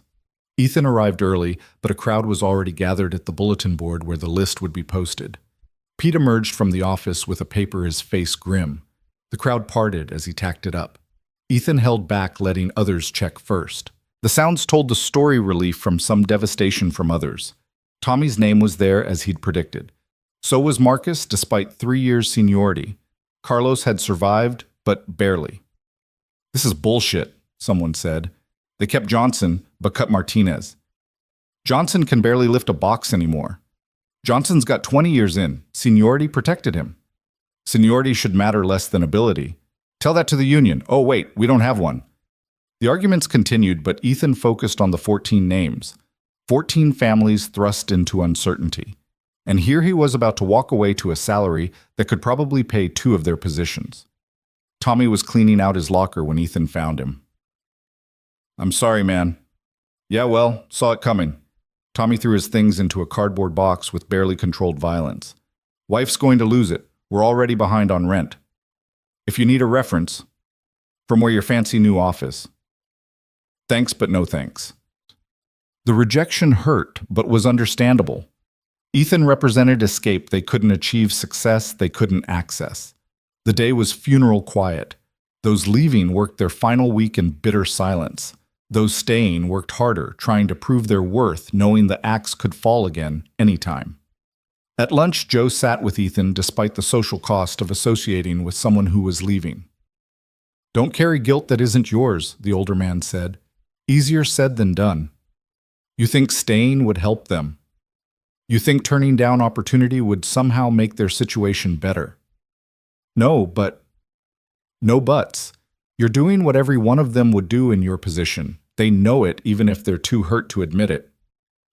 Wednesday's forklift class was surreal. Half the attendees had been laid off, but they were completing certification anyway, hoping it might help them find new work. The instructor continued his monotone delivery, oblivious to or ignoring the despair in the room. Ethan passed the written test, easily scheduling the practical exam for Friday, his last day. It seemed fitting somehow, earning a certification he'd never use on his way out the door. Thursday night, he couldn't face another evening away from Lily for class, so he called in sick to the training. One missed session wouldn't matter now. Instead, he took Lily for ice cream after dinner, a luxury they rarely indulged. They sat outside despite the cold, eating chocolate chip cookie dough and watching people pass. "Daddy, are you sad about leaving the warehouse?" "A little. I'll miss some of the people." "But you're excited about the new job." "Scared and excited both." "That's okay. I'm scared and excited about growing up." "You don't need to grow up too fast, baby." "I know, but sometimes I think if I was grown up, I could help more." "Get a job, make money so you wouldn't worry so much." "That's not your job. Your job is to be a kid, learn things, have fun." "Is it fun being a grown-up?" Ethan thought about it. "Sometimes. When I watch you laugh, or when we read together, or when I see you learning something new, those moments are fun." "What about the rest?" "The rest is just life. Some good, some bad, mostly in between." "I think your new job will have more good parts." "I hope so." "I know so." Friday. Last day. Ethan arrived to find a small gift on his workstation, a card signed by the workers who didn't hate him for leaving, and a cheap watch from the dollar store with a note. "So you won't forget the time you spent here." It was touching and heartbreaking simultaneously. These men who had so little had still pooled resources for a goodbye gift. The practical forklift exam was administered by an outside inspector who didn't know or care about the warehouse drama. Ethan operated the machine perfectly, muscle memory and spatial awareness combining for a flawless performance. "Congratulations," the inspector said, handing him the certificate. "You're officially certified." Ethan stared at the paper official acknowledgement of a skill he'd never use, earned on his last day at a job that had kept them afloat through the worst period of his life. Pete found him at day's end. "This is it then?" "Yeah. You've been a good worker walker. Reliable, honest, never complained. The new place is lucky to have you." "Thanks for everything, Pete. For the opportunity, the recommendation for certification, for understanding about Claire. Take care of that little girl. And yourself." They shook hands, and Ethan walked out of Morrison Warehouse for the last time. No fanfare, no goodbye party. Just another body replaced in the machine of commerce. At the community center, Lily was waiting with a handmade card. "Congratulations on your last day," with a drawing of the warehouse and a big red X through it. "Is this appropriate?" he asked, laughing. "Mrs. Henderson helped. She said it's called Good Riddance to Bad Rubbish." The warehouse wasn't rubbish. It was just work. Work that made you tired and sad. The new job will be better. Walking home, Ethan felt unmoored. For 18 months, the warehouse had been his routine, his stability. Now he had a weekend of emptiness before starting at Blackwood Industries Monday morning. "Can we celebrate?" Lily asked. "What did you have in mind? Pizza and a movie, and staying up past bedtime." "That's a lot of celebration." "You got a new job and I got 100 on my spelling test. That deserves lots of celebration." So they celebrated. Frozen pizza that Ethan let Lily top herself, resulting in a mountain of cheese, a Disney movie from the library, and bedtime pushed back a whole hour. It felt extravagant and perfect. "Daddy," Lily said as he finally tucked her in, "I'm proud of you." "For what?" "For being brave enough to try something new. Even though you're scared." "How do you know I'm scared?" "Because you've been cleaning everything twice and you only do that when you're nervous." He had been scrubbing the kitchen until it gleamed, organizing Lily's closet. Anything to keep his hands busy and mind quiet. "You're very observant." "I get it from Mommy. She always noticed things about people." "Yes, she did. She would be proud of you too." Saturday and Sunday passed in a blur of preparation and anxiety. Ethan tried on his 3 good shirts multiple times, finally accepting they all looked basically the same, worn but clean. He polished his 1 pair of dress shoes until they almost looked expensive. Lily watched these preparations with amusement. You're worse than me before school pictures. This is important. So are school pictures. They last forever. Sunday night, he stood in front of Claire's photo on the wall. I start the new job tomorrow, the one I told you about. I'm terrified I'll fail, that they'll realize I don't belong there. But I have to try. For Lily. For us. I hope you understand. The photo smiled back, frozen in eternal optimism. Monday morning arrived with unusual sunshine for October. Ethan took it as a good sign, though he didn't usually believe in signs. He dressed carefully, best shirt, pressed pants, the polished shoes. Lily insisted on fixing his hair, standing on a chair to reach her concentration absolute. Perfect, she declared. Do I look like someone who belongs in an office? You look like my daddy. That's all that matters. They walked to school together, Ethan's nerves making him talk more than usual. Remember, Mrs. Rodriguez will pick you up if I'm late. You won't be late. But if I am, Daddy, breathe, you're going to be great. At the school entrance, she hugged him extra tight. Go show them how amazing you are. I love you, baby. Love you too. Now go before you're late for your first day. The bus ride to Blackwood Industries felt like traveling to another country. The buildings got taller, cleaner, more glass than brick. People waiting at stops wore suits instead of work clothes. Even the bus itself seemed newer on this route. He arrived 15 minutes early, standing outside the gleaming entrance, watching well-dressed people stream in with coffee cups and confidence. His palms were sweating. Ethan? He turned to find Helena Blackwood herself dressed in a navy suit that probably cost more than his entire wardrobe. Good morning. I didn't expect to see you. First day tradition, I greet all new management hires personally. Shall we? They entered together. Helena's presence, parting crowds like Moses with the Red Sea. People nodded respectfully, some looking curiously at Ethan. Don't let the building intimidate you, Helena said quietly. It's just glass and steel. The people make it matter. The people all look like they graduated from colleges I couldn't afford to visit.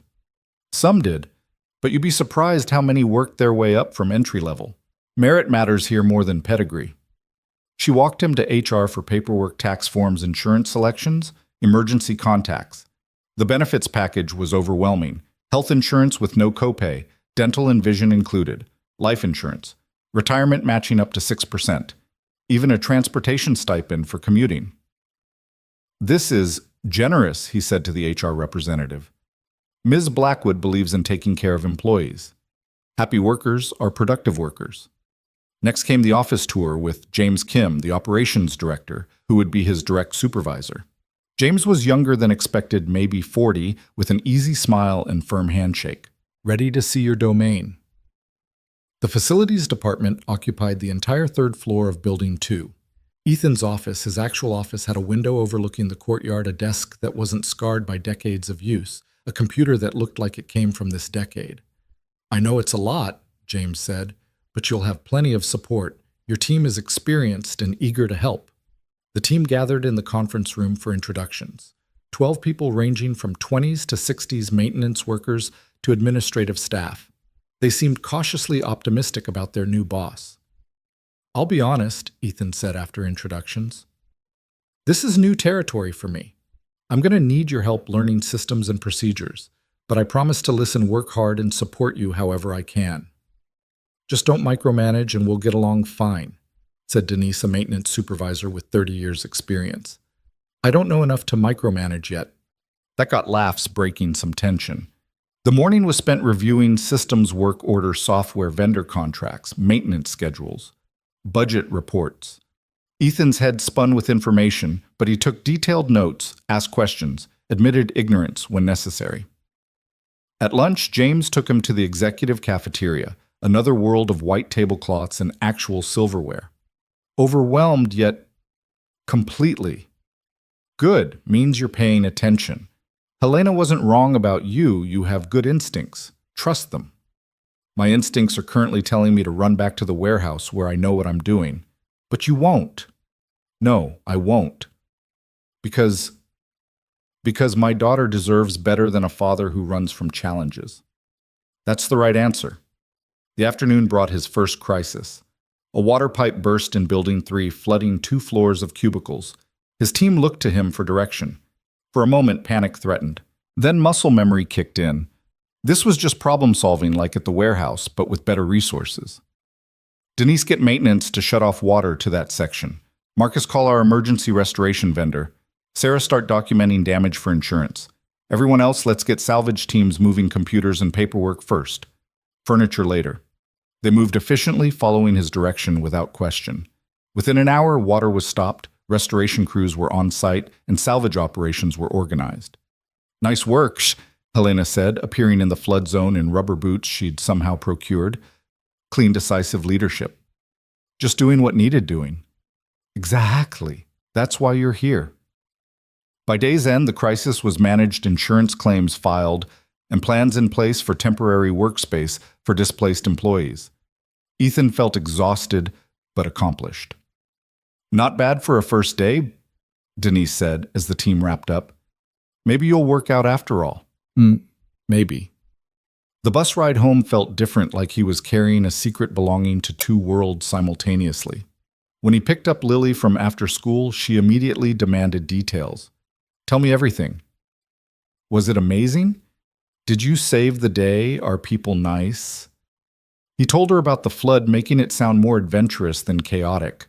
Her eyes went wide with delight. You're a hero on your first day. I just organized cleanup. That's what heroes do. They fix things when everything goes wrong. That evening, as they ate dinner, slightly better groceries thanks to his signing bonus, Ethan felt something he hadn't experienced in years: hope.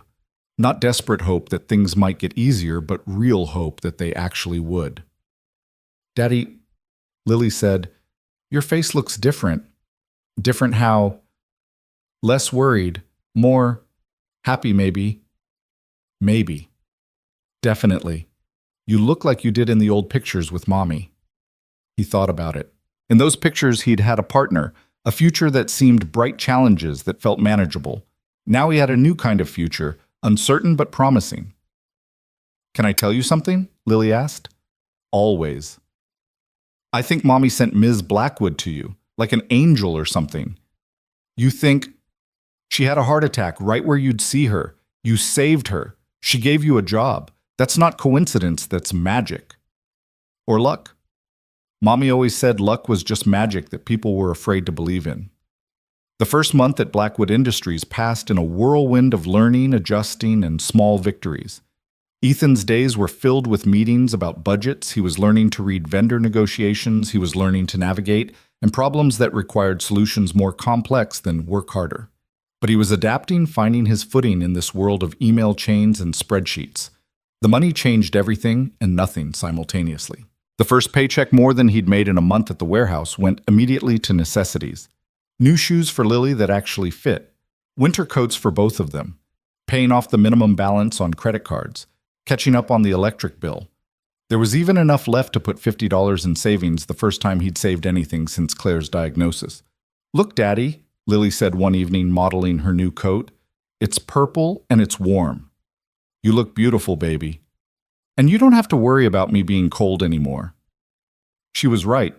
The constant low-level anxiety about basics, food, warmth, shelter, had diminished. But new anxieties had replaced them. Was he performing well enough?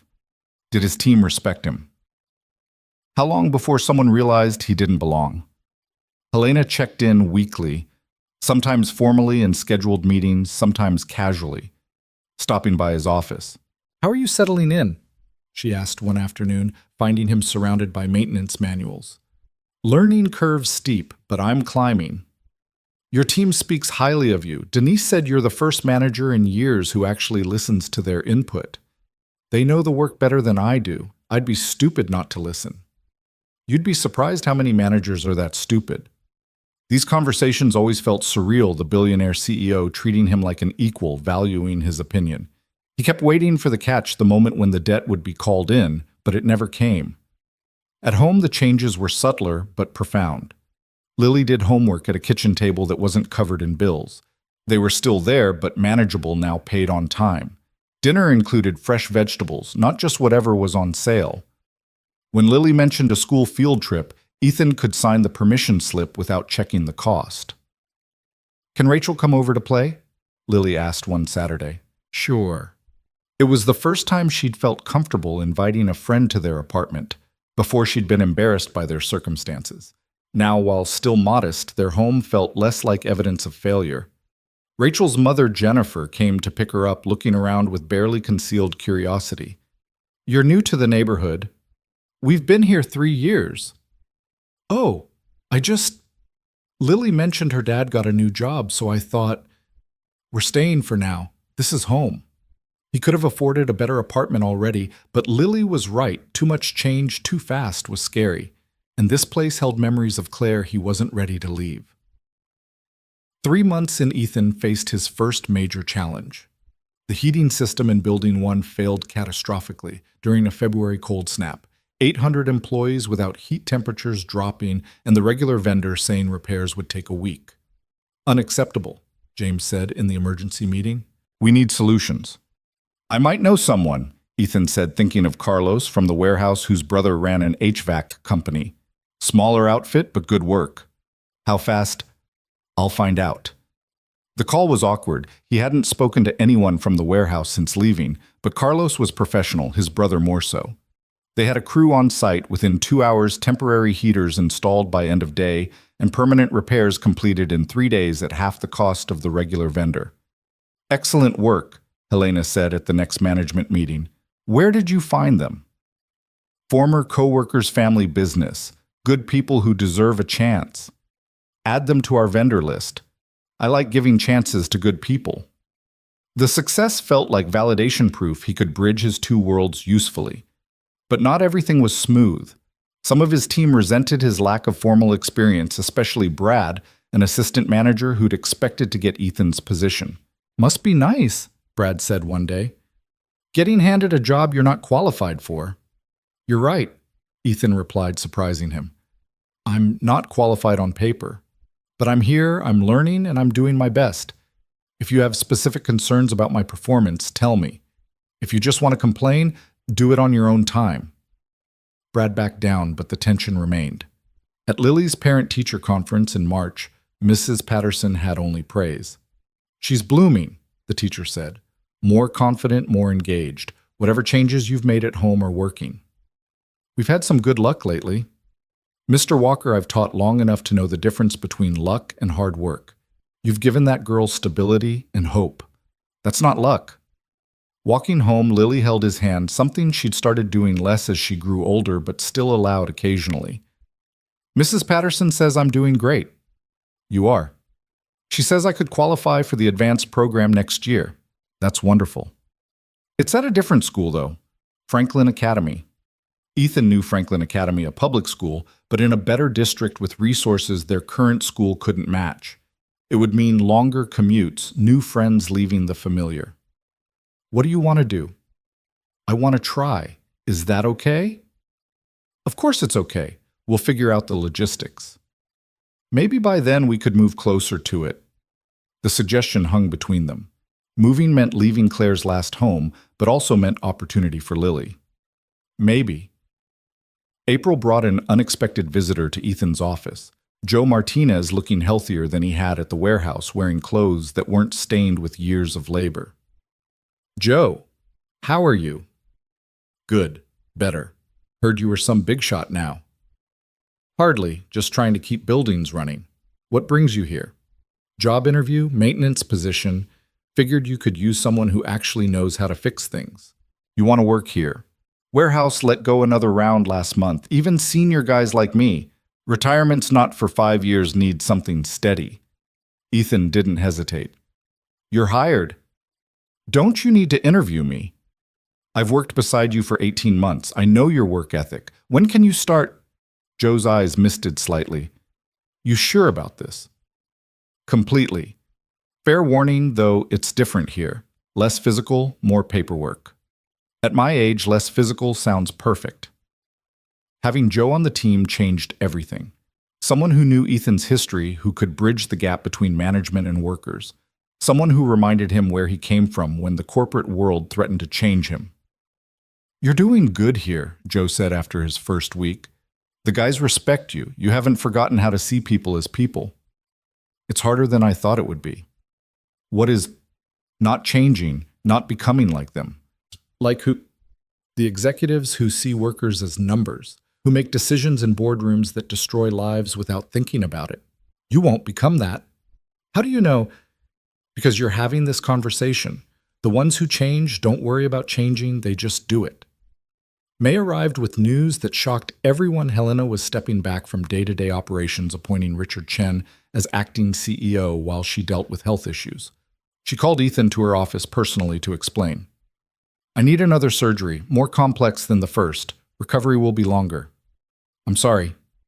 Don't be. You gave me extra years I wouldn't have had. I'm using them to fix things properly this time. Is there anything I can do? Keep doing what you're doing. Take care of your people. Show others that leadership isn't about authority, it's about service. That sounds like a goodbye speech. It's not. It's a see you in 6 months speech. Richard will run things fine, but he lacks humanity sometimes. Don't let him forget the people behind the numbers. The surgery was scheduled for June. Ethan found himself checking his phone constantly that day, waiting for news. When the text came from Helena's assistant that surgery was successful, he actually cried in his office, surprising himself with the depth of his concern.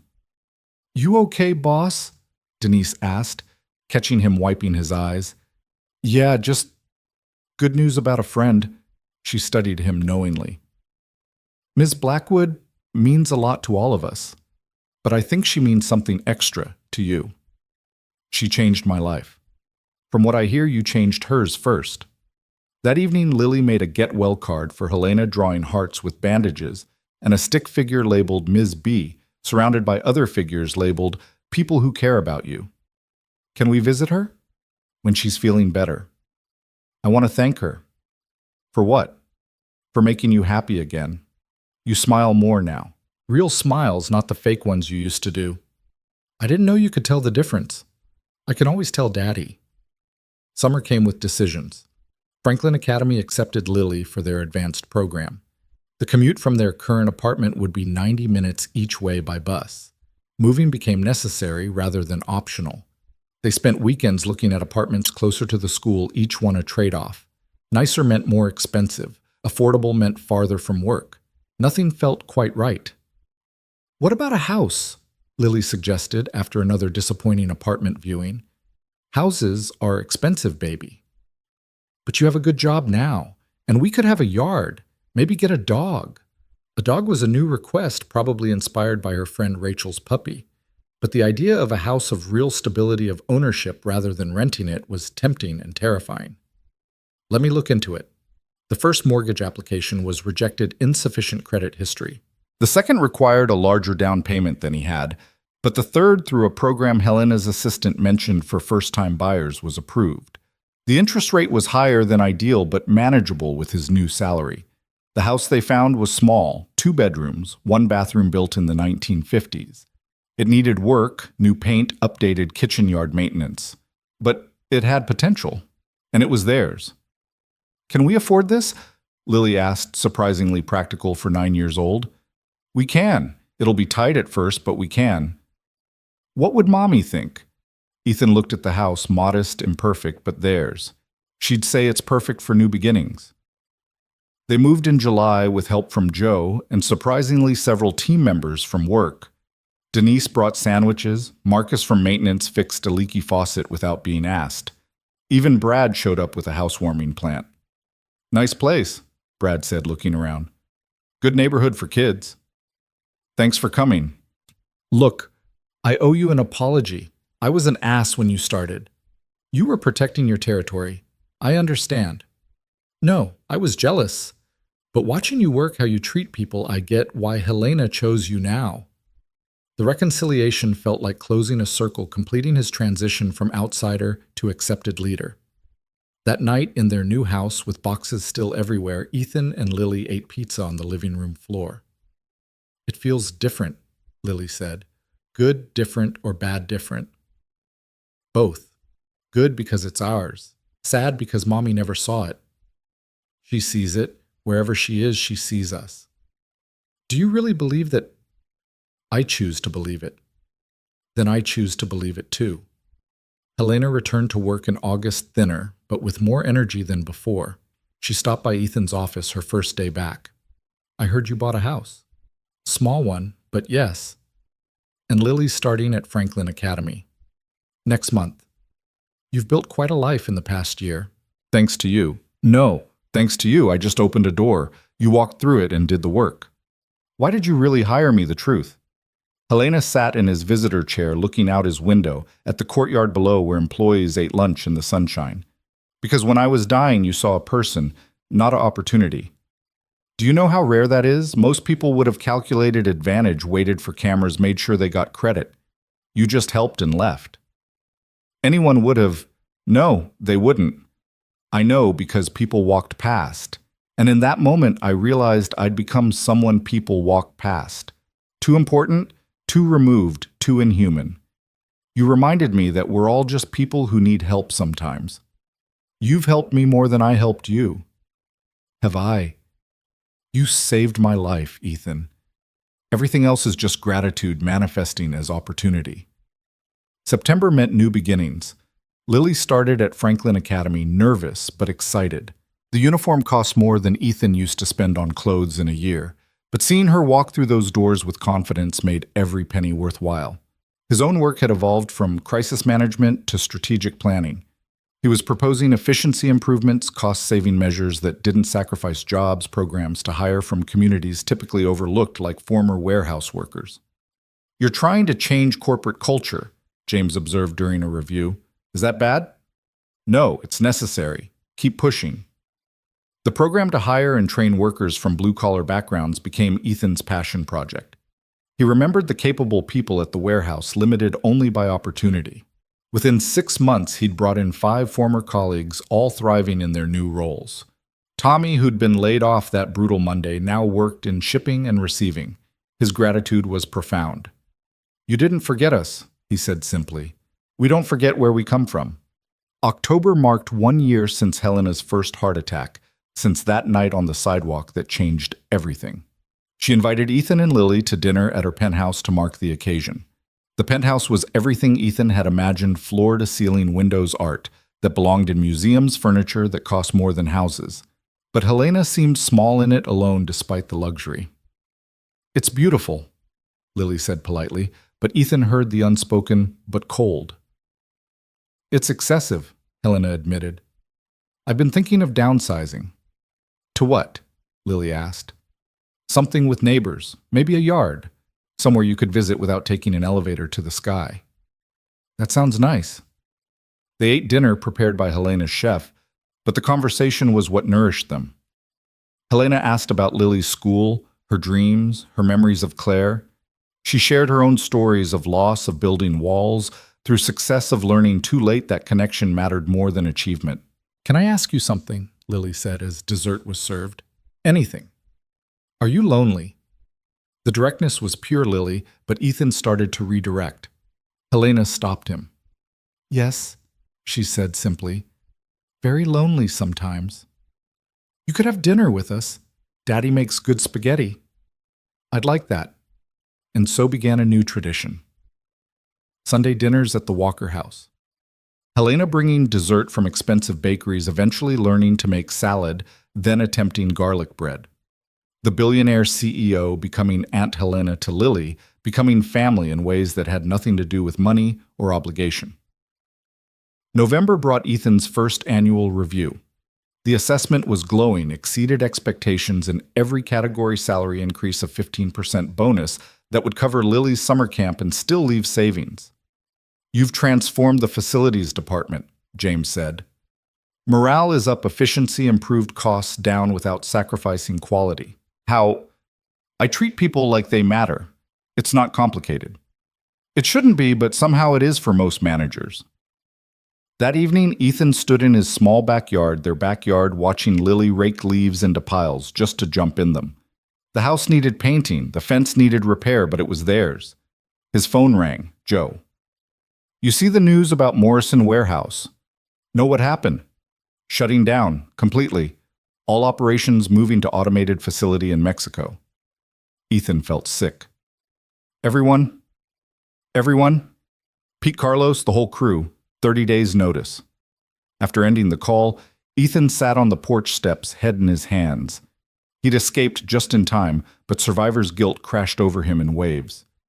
Daddy, Lily appeared beside him. What's wrong? The warehouse where I used to work is closing. All my old friends are losing their jobs. Can you help them? I don't know how. You helped Joe and Tommy. Maybe you can help others. The simple faith in his ability to fix things was touching, but felt misplaced. He was one man with limited influence. But maybe. That night he drafted a proposal. Blackwood Industries was expanding, always needing reliable workers. Why not create a transition program specifically for displaced workers? Training, job placement support during the adjustment. He refined it over the weekend, adding budget projections, success metrics from his smaller hiring initiative, testimonials from Joe and Tommy. Monday morning, he presented it to James. This is ambitious. These are good people who just need chances. Helena will want to see this, presented at the Wednesday leadership meeting. Wednesday's presentation was terrifying. The C-suite executives, board members, Helena at the head of the table. Ethan, in his best shirt, trying not to let his hands shake. He told them about the warehouse, about capable people discarded like broken equipment, about the talent wasted because no one looked beyond blue collars to see potential, about Joe's reliability, Tommy's transformation, the 5 others successfully integrated.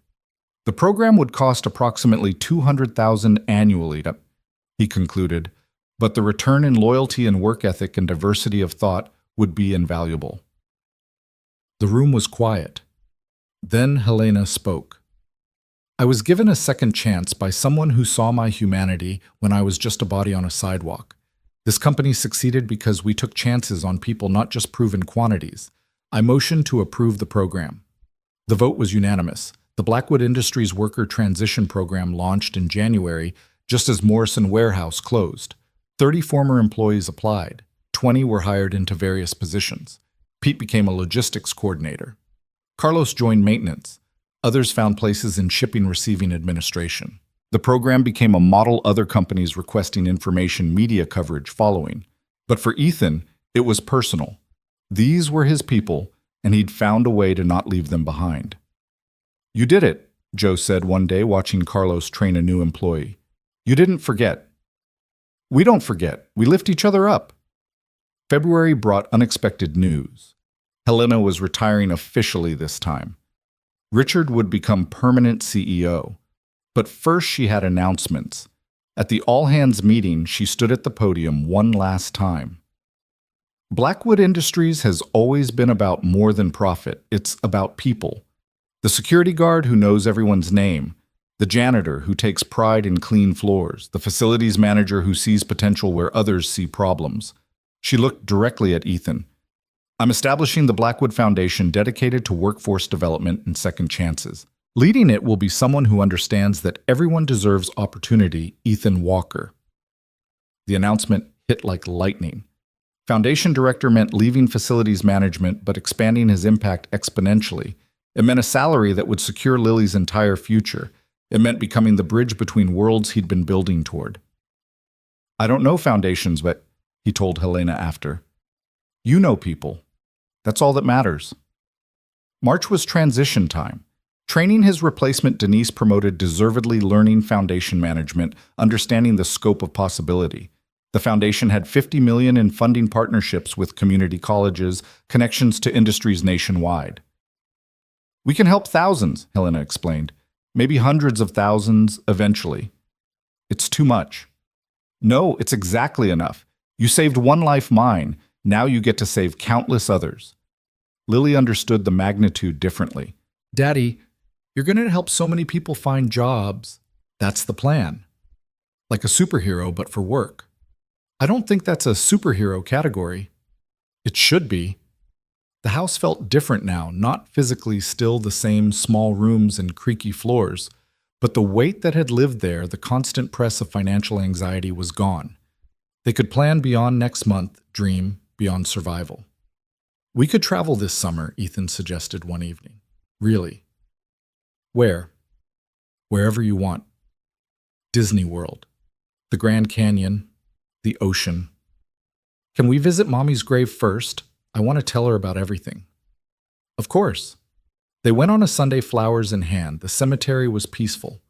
Claire's stones simple but well maintained now that Ethan could afford proper care. Hi, Mommy, Lily said, arranging the flowers carefully. Daddy's a director now. He helps people get jobs. We have a house with a yard. I go to a good school. We're okay. Better than okay. But we miss you. Ethan knelt beside his daughter, hand on the cold stone. She would be so proud, he said. Of both of us, Lily added. We did it, Daddy. We survived, and then we did more than survive. What do you mean? We helped others survive, too. That's what Mommy would have wanted most. Standing in that cemetery, Ethan thought about the journey from that rainy night when he'd saved Helena to this moment. The warehouse struggles, the fear of failure, the impossible leap between worlds, all of it leading here to a life where he could provide for his daughter while lifting others up. Thank you, he whispered to Claire's memory, for Lily, for teaching me to help, for somehow guiding that woman to that sidewalk at that moment. Whether it was cosmic intervention or random chance didn't matter. What mattered was what came next, the lives they'd change, the opportunities they'd create, the proof that sometimes saving one life could ripple outward to save hundreds. The drive home was quiet, both lost in thoughts. As they pulled into their driveway, Lily said, Helena's coming for dinner tonight, right? Right, she's bringing dessert. Good, I want to talk to her about the foundation. I have ideas. What kind of ideas?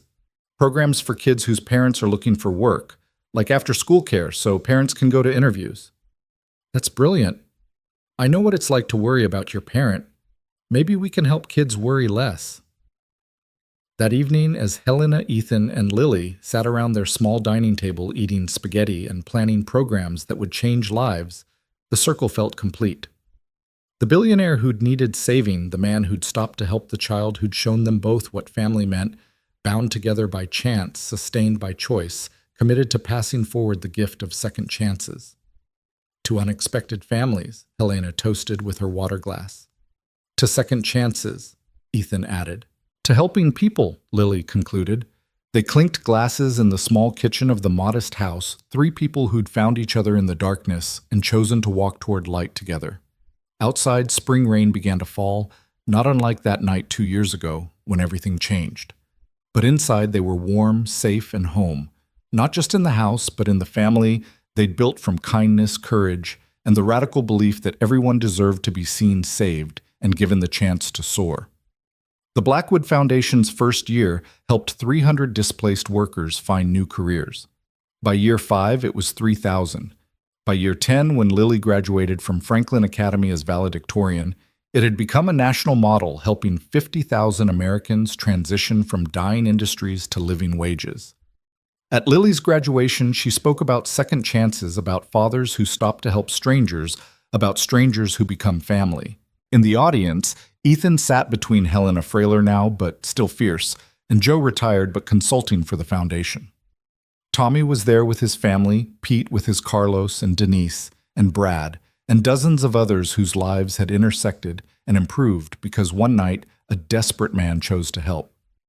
My father taught me, Lily said from the podium, that we rise by lifting others, that kindness isn't weakness but strength, that every person deserves the chance to become who they're meant to be.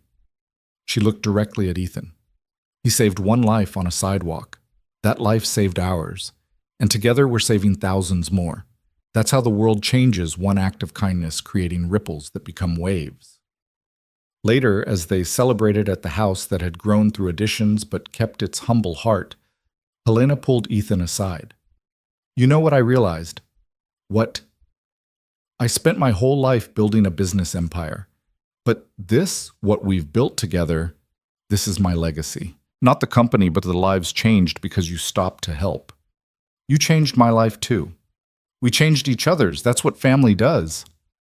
As the evening wound down, Ethan stood in his backyard, watching his extended chosen family laugh and eat and celebrate. The scared single father from the warehouse was still there inside him, but wrapped now in layers of growth, success, and purpose. Lily appeared beside him, 18 and brilliant, headed to college on a full scholarship to study public policy. "You okay, Dad?" Just thinking about how different this all could have been. But it isn't different, it's exactly this. And this is perfect. She was right. Every struggle, every fear, every moment of desperation had led here. The warehouse had made him strong. Losing Claire had taught him to cherish. Saving Helena had opened doors. But walking through them, that had been choice courage and the conviction that everyone deserved their chance at more. "Come on," Lily said, taking his hand like she had as a child. "Aunt Helena wants to discuss the new program for single parents. She says you'd have insights." He laughed, letting his daughter lead him back to the gathering. "I might have a few thoughts." As they rejoined the celebration, Ethan caught a glimpse of Claire's photo on the mantel, surrounded now by pictures of their expanded family. Her smile seemed to say what she'd always believed, that love multiplied when shared, that helping others helped yourself, that the worst moments could become the foundation for the best ones. The rain that had started falling didn't dampen the party. If anything, it reminded them all of where they'd started, desperate people on dark sidewalks, choosing to help, choosing to hope, choosing to build something beautiful from broken pieces. The story that began with a heart stopping on pavement had become something else entirely, a heart expanding to include everyone it touched, beating stronger with each life lifted, proving that sometimes the greatest fortune isn't what you're given, but what you give away.